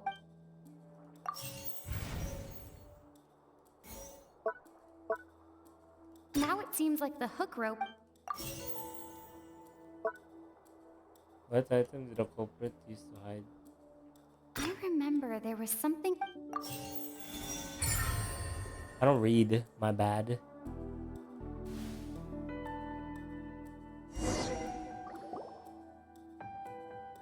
Ahem! It's Ace Detective Paimon's time to shine again! In the original plan, Cowell would tamper with the water tank rope and the number selector securing his target. When the magic box containing Halsey was lowered, the metal hook would retract gradually and pierce the balloon at the top of the box. When the balloon attached to the box popped, the water from the primordial seed inside it would pour down and dissolve Halsey. Afterward, Cowell would enter the tunnel and break the flower vase to conceal the water inside the tunnel, with the remaining evidence being covered up by the water tank on stage. But he encountered something unexpected in the tunnel and wound up being fatally hit by the same water tank he meant to use to cover his tracks. Huh. That does make sense. That actually links together a lot of the more confusing pieces of evidence.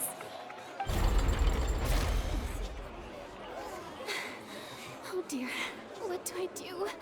Even I think they sound convincing now. Have I falsely accused an innocent person? What a humiliation. Now, it seems like the only point of contention remaining is the exact circumstances that led to Cal's death. His notes mentioned he had an accomplice who could be related to the situation. On that note, the guards have just contacted me indicating that they uncovered new evidence. I shall now invite him on stage to share it with us. Thank you, Your Honor. We were just inspecting the luggage of the other people involved in this case. And we found an identical sample of the water from the primordial sea among Linny's personal effects. What? That can't be. Oh, I see. Well, how wonderfully comedic to have your own counterattack only to come back and wound you. Does this not clear all doubt? My dear citizens, my loyal audience, allow me to present my reasoning and bring this performance to a swift close. Linny did not need to take part in the dissolution of the young woman at all. Indeed, he did leave the scene via the vent.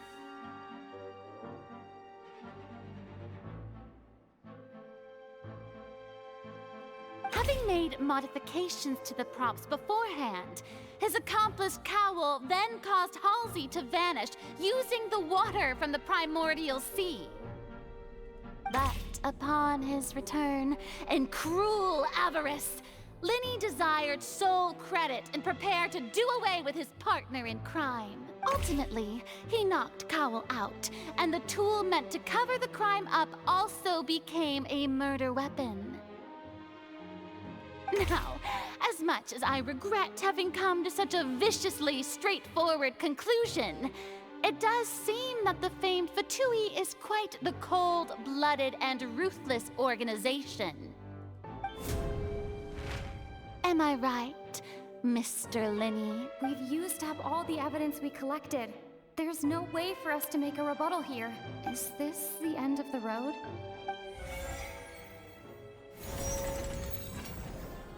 Oh no! Paimon can't think of anything either. It doesn't look like there's any way around this. Seems using the water as new evidence was too good a move. Why did this have to happen now? I think we've all seen enough now.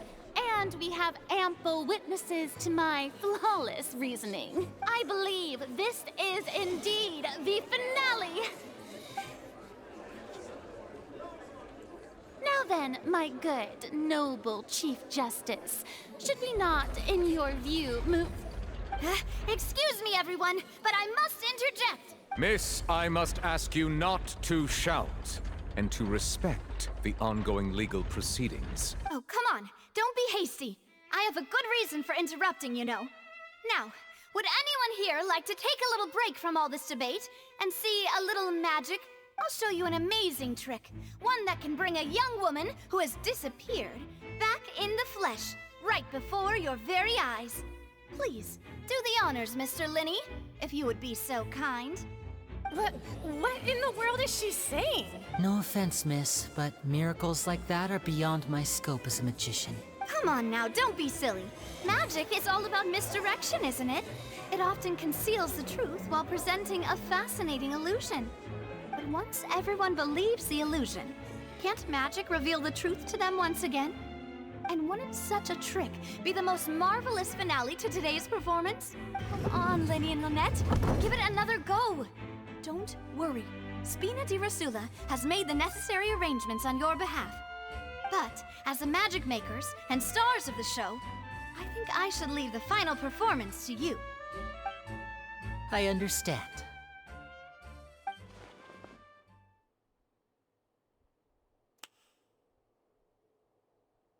And voila!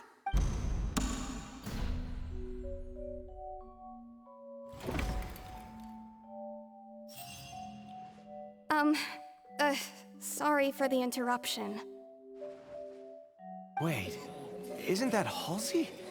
So the whole thing about people dissolving wasn't true after— To be clear, I'm only here because this person told me that if I testified, the merit of doing so would lessen my sentence. I was hiding outside this room listening to the proceedings because I was afraid that I would be the one put on trial. I was just feeling happy that no one had noticed me, and then before I knew it, she caught me. That'll teach you to underestimate us three. Where should I begin? I'm sorry. I'm the one who killed Cowell. I admit it. What? Why? Firstly, my name isn't Halsey. It's Lillian. and I'm originally from Mondstadt. I heard that Linny's show was gonna be a real thriller, but I missed the chance to buy a ticket, so I stole one. That's how I make a living. I steal stuff here and there. And I'd never been caught before. But I was noticed at the harbor a few days ago, and I barely got away. Linny was the one who caught me in the act. Hey, no wonder you look familiar. So you were the thief! Linny even mentioned that you were pretty skilled. Well, and I thought that would have been the end of it, but then the number selector chose me. He even mentioned the Fortress of Meripede. That's a prison, isn't it? So you can imagine how shocked I was. I thought he was onto me for sure. So I played along with the show while looking for an opening to flee, but then I got water poured on me for no reason, and then someone jumped into the tunnel to nab me. I wasn't going to take that lying down, so I knocked him out and stuffed him into the box. There was nowhere to run from there, though, so I had to change my clothes and hide in a box containing performance costumes. I slipped out after the first guard arrived at the scene and continued hiding inside the opera house. Can a person even hide in there? But I swear I didn't know that the water tank would fall down. Really, I swear it. Had I known that, I wouldn't have put him in the magic box. I may be a thief, but I'm no killer. Well, that makes everything pretty clear now, doesn't it? This time, we need to tell the entire story from Lillian's perspective. She just told it. She just told us.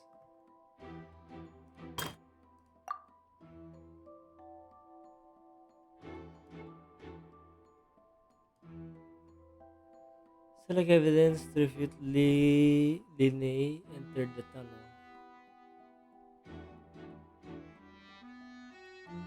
What's the thought?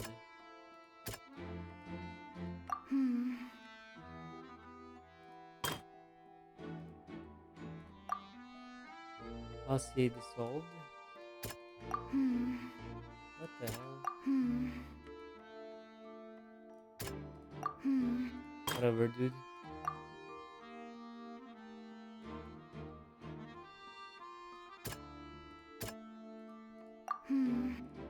Dude. The flower vase was not broken to cover anything up, but was smashed during the struggle between Lillian and Cowell.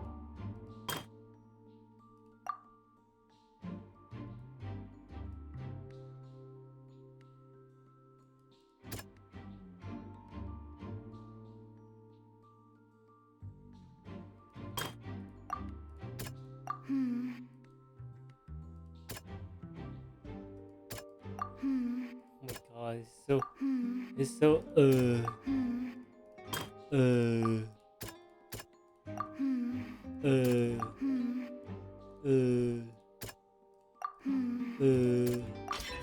Lillian was afraid that she would be recognized if she left, so she changed clothes and hid, biding her time. Just what one might expect of an experienced thief. There's no need to do this. She just admitted everything.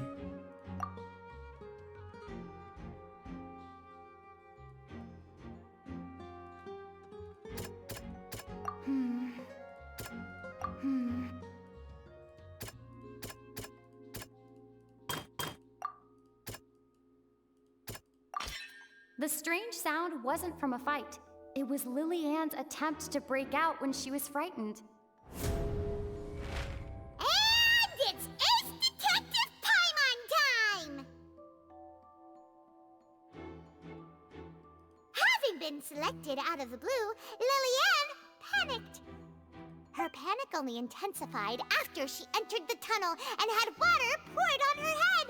So she kicked the door open, producing the thud we all heard.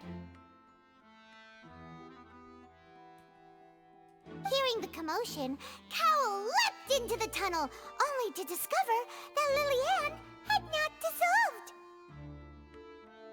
He did not know that Lillian was not from Fontaine, but was a thief who made her way in by stealing a ticket. Mistakenly believing that the water from the primordial sea needed time to take effect, he tried to force Lillian back into the box. The two broke the flower vase during the struggle, but Lillian came out on top, knocking Cowell out and putting him in the box. No way of escaping. She changed her clothes and hid in the costume trunk until the performance ended.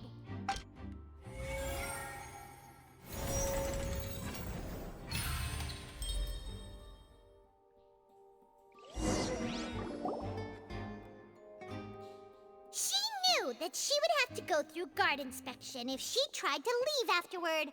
So, she has been trapped in the Opera House these last 2 days. She had already become desperately hungry by the time we were chatting over macarons. So, she swiped 2 of them right under our noses. Talk about a sneaky thief.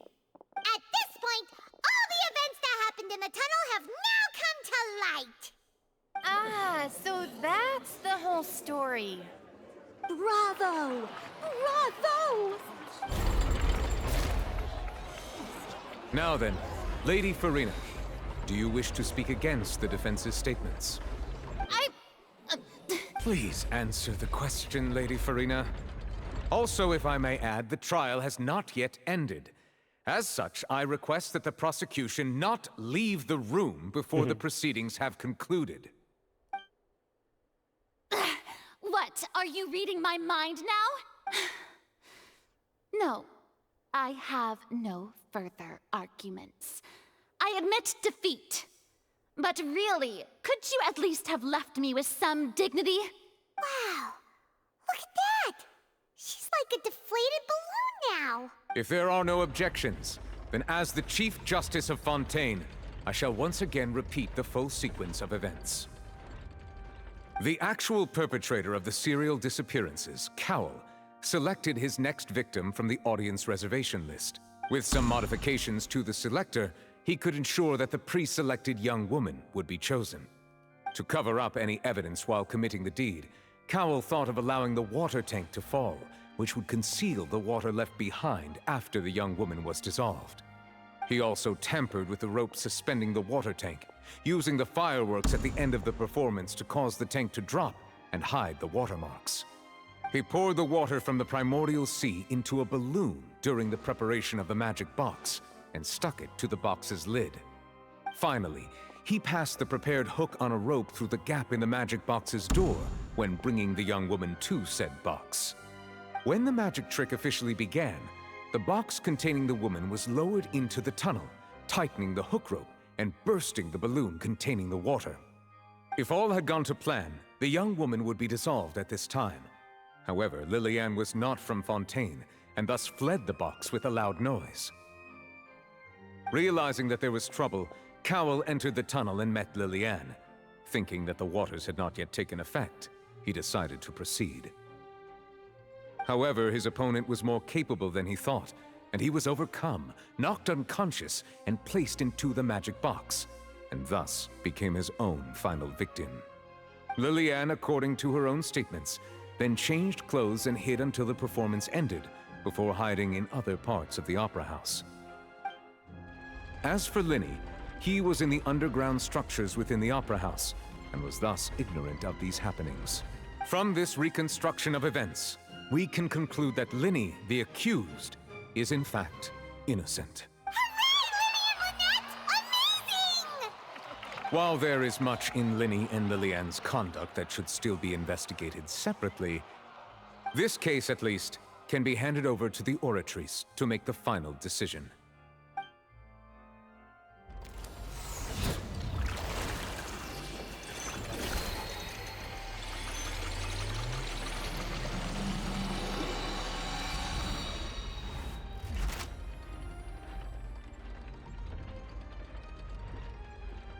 As such, Linny and Lynette are officially declared not guilty.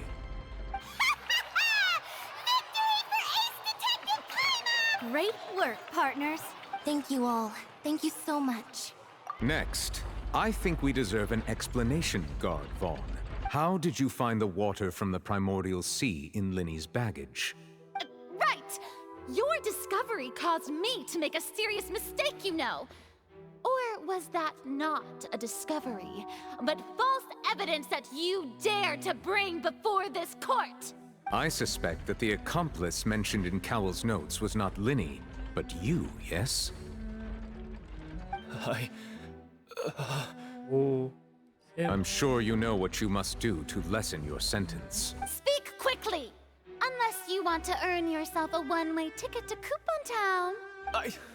I was just following orders. We were supposed to place blame for the serial disappearances onto Linny, and thus cause suspicion to fall on the Fatui. The higher-ups said this was the best opportunity to do so. And now that your plan has fallen through, and the secrets of the water have been revealed, you have become a liability to said higher-ups, yes? Therefore, you would be wise to tell everything you know, and seek the protection of the guards. Yes, I'll tell you everything I know. Our boss discovered that the water can cause people to dissolve. It can also be made into a potion, which when extremely diluted, can cause people to experience unforgettable exhilaration. We've been in this business for a while now, and have made decent mora off it. The disappearances were also the boss's idea. I mean, this is the boss we're talking about. The...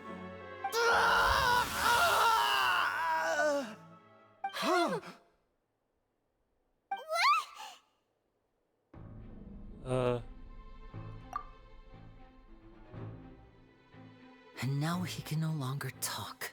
Such ruthlessness. I shouldn't have expected any less of them. An outrageous act. All present, please submit to inspection immediately.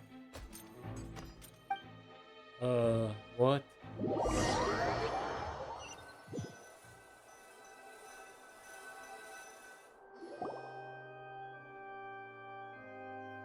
So, we're Okay. just going back now?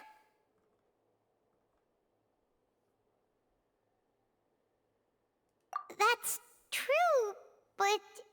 Traveler, Paimon, please wait. Lenny... I know you may not want to speak to me right now. Maybe you don't even want to look at me. But still, let me thank you again for defending me to the end, even after you learned that I'm a member of the Fatui.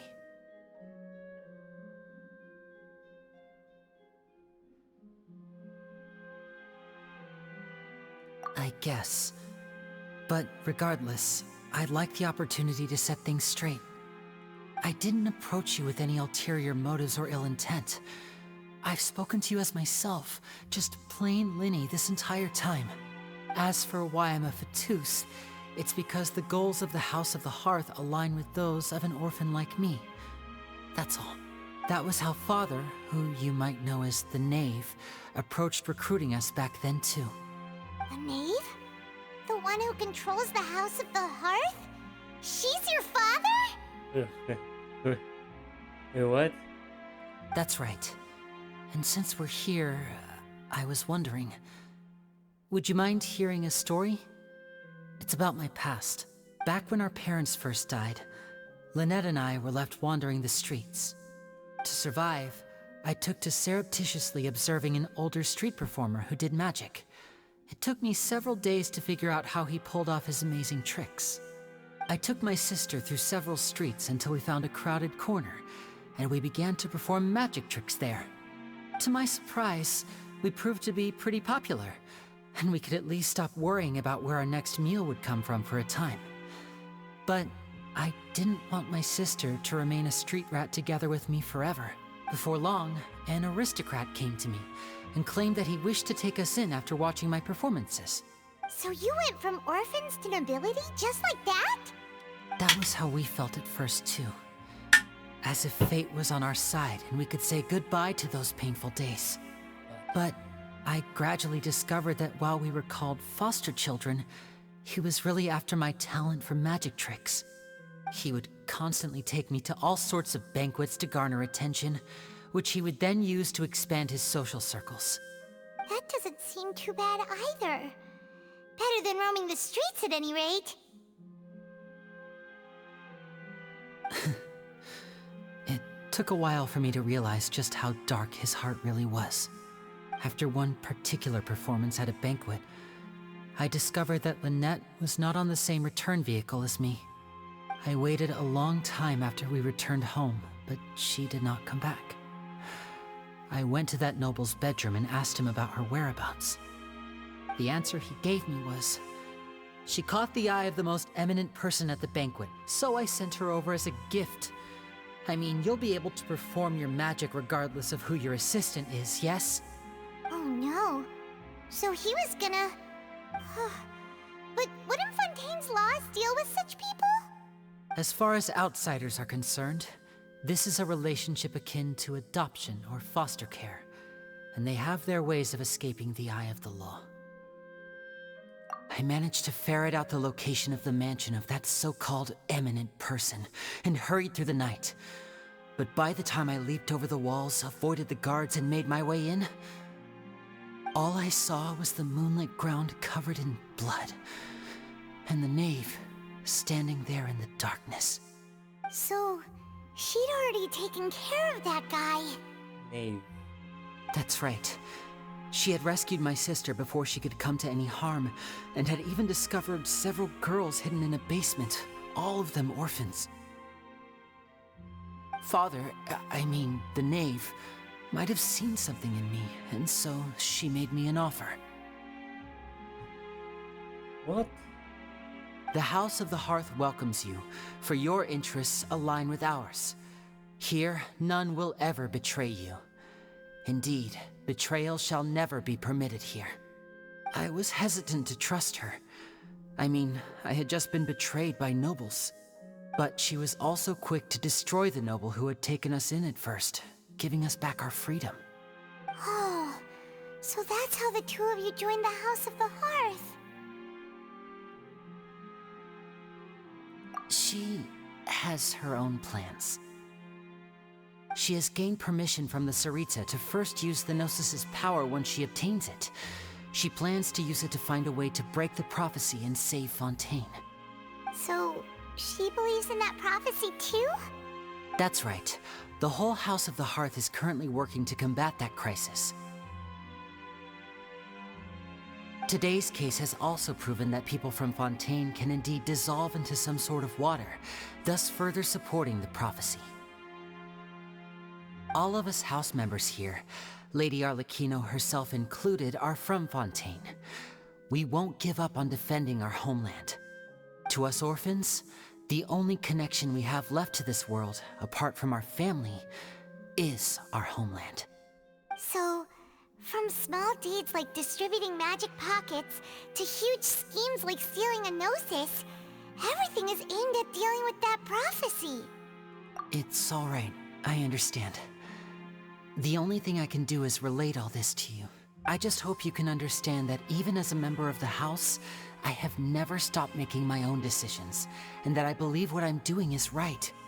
If you should need anything at all in the future, feel free to find me. I will do my best to help you, as plain Linny. Bye, Linny!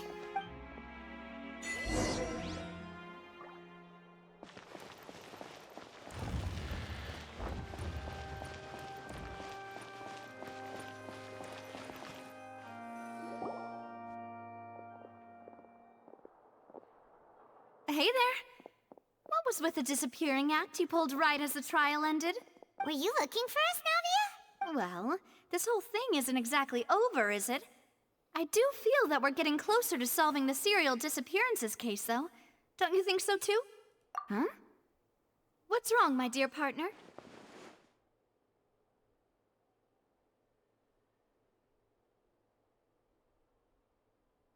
Besides, are you sure we're the ones who can crack a case that's been cold for decades now?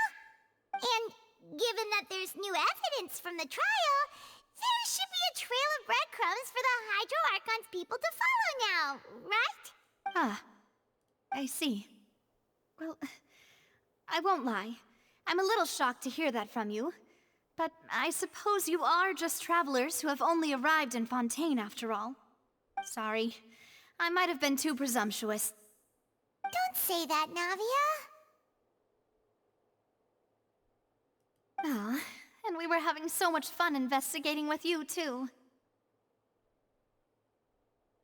It was like having new waters flowing into a stagnant mire, causing new hope to spring forth, and the reflection in the murk to become clearer.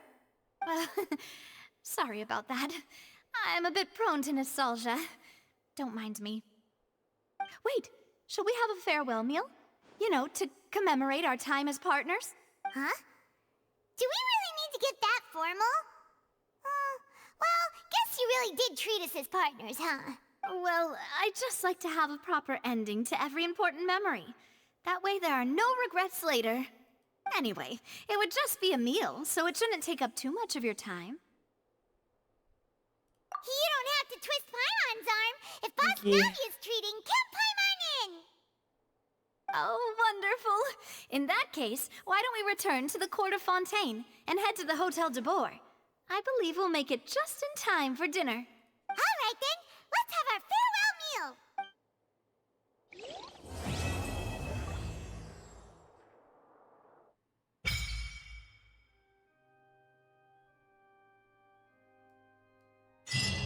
I was still reading.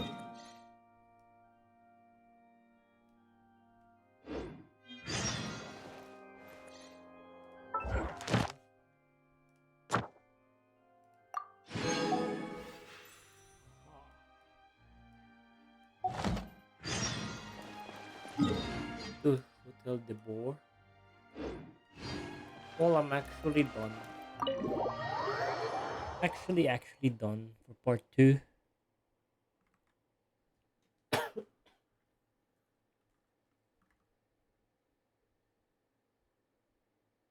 I think I'll play again tomorrow. Tomorrow night. We'll see. Why isn't it loading?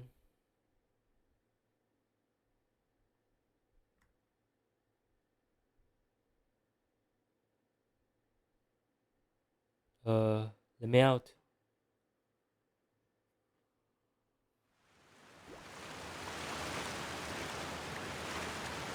Anyways, yeah, done so.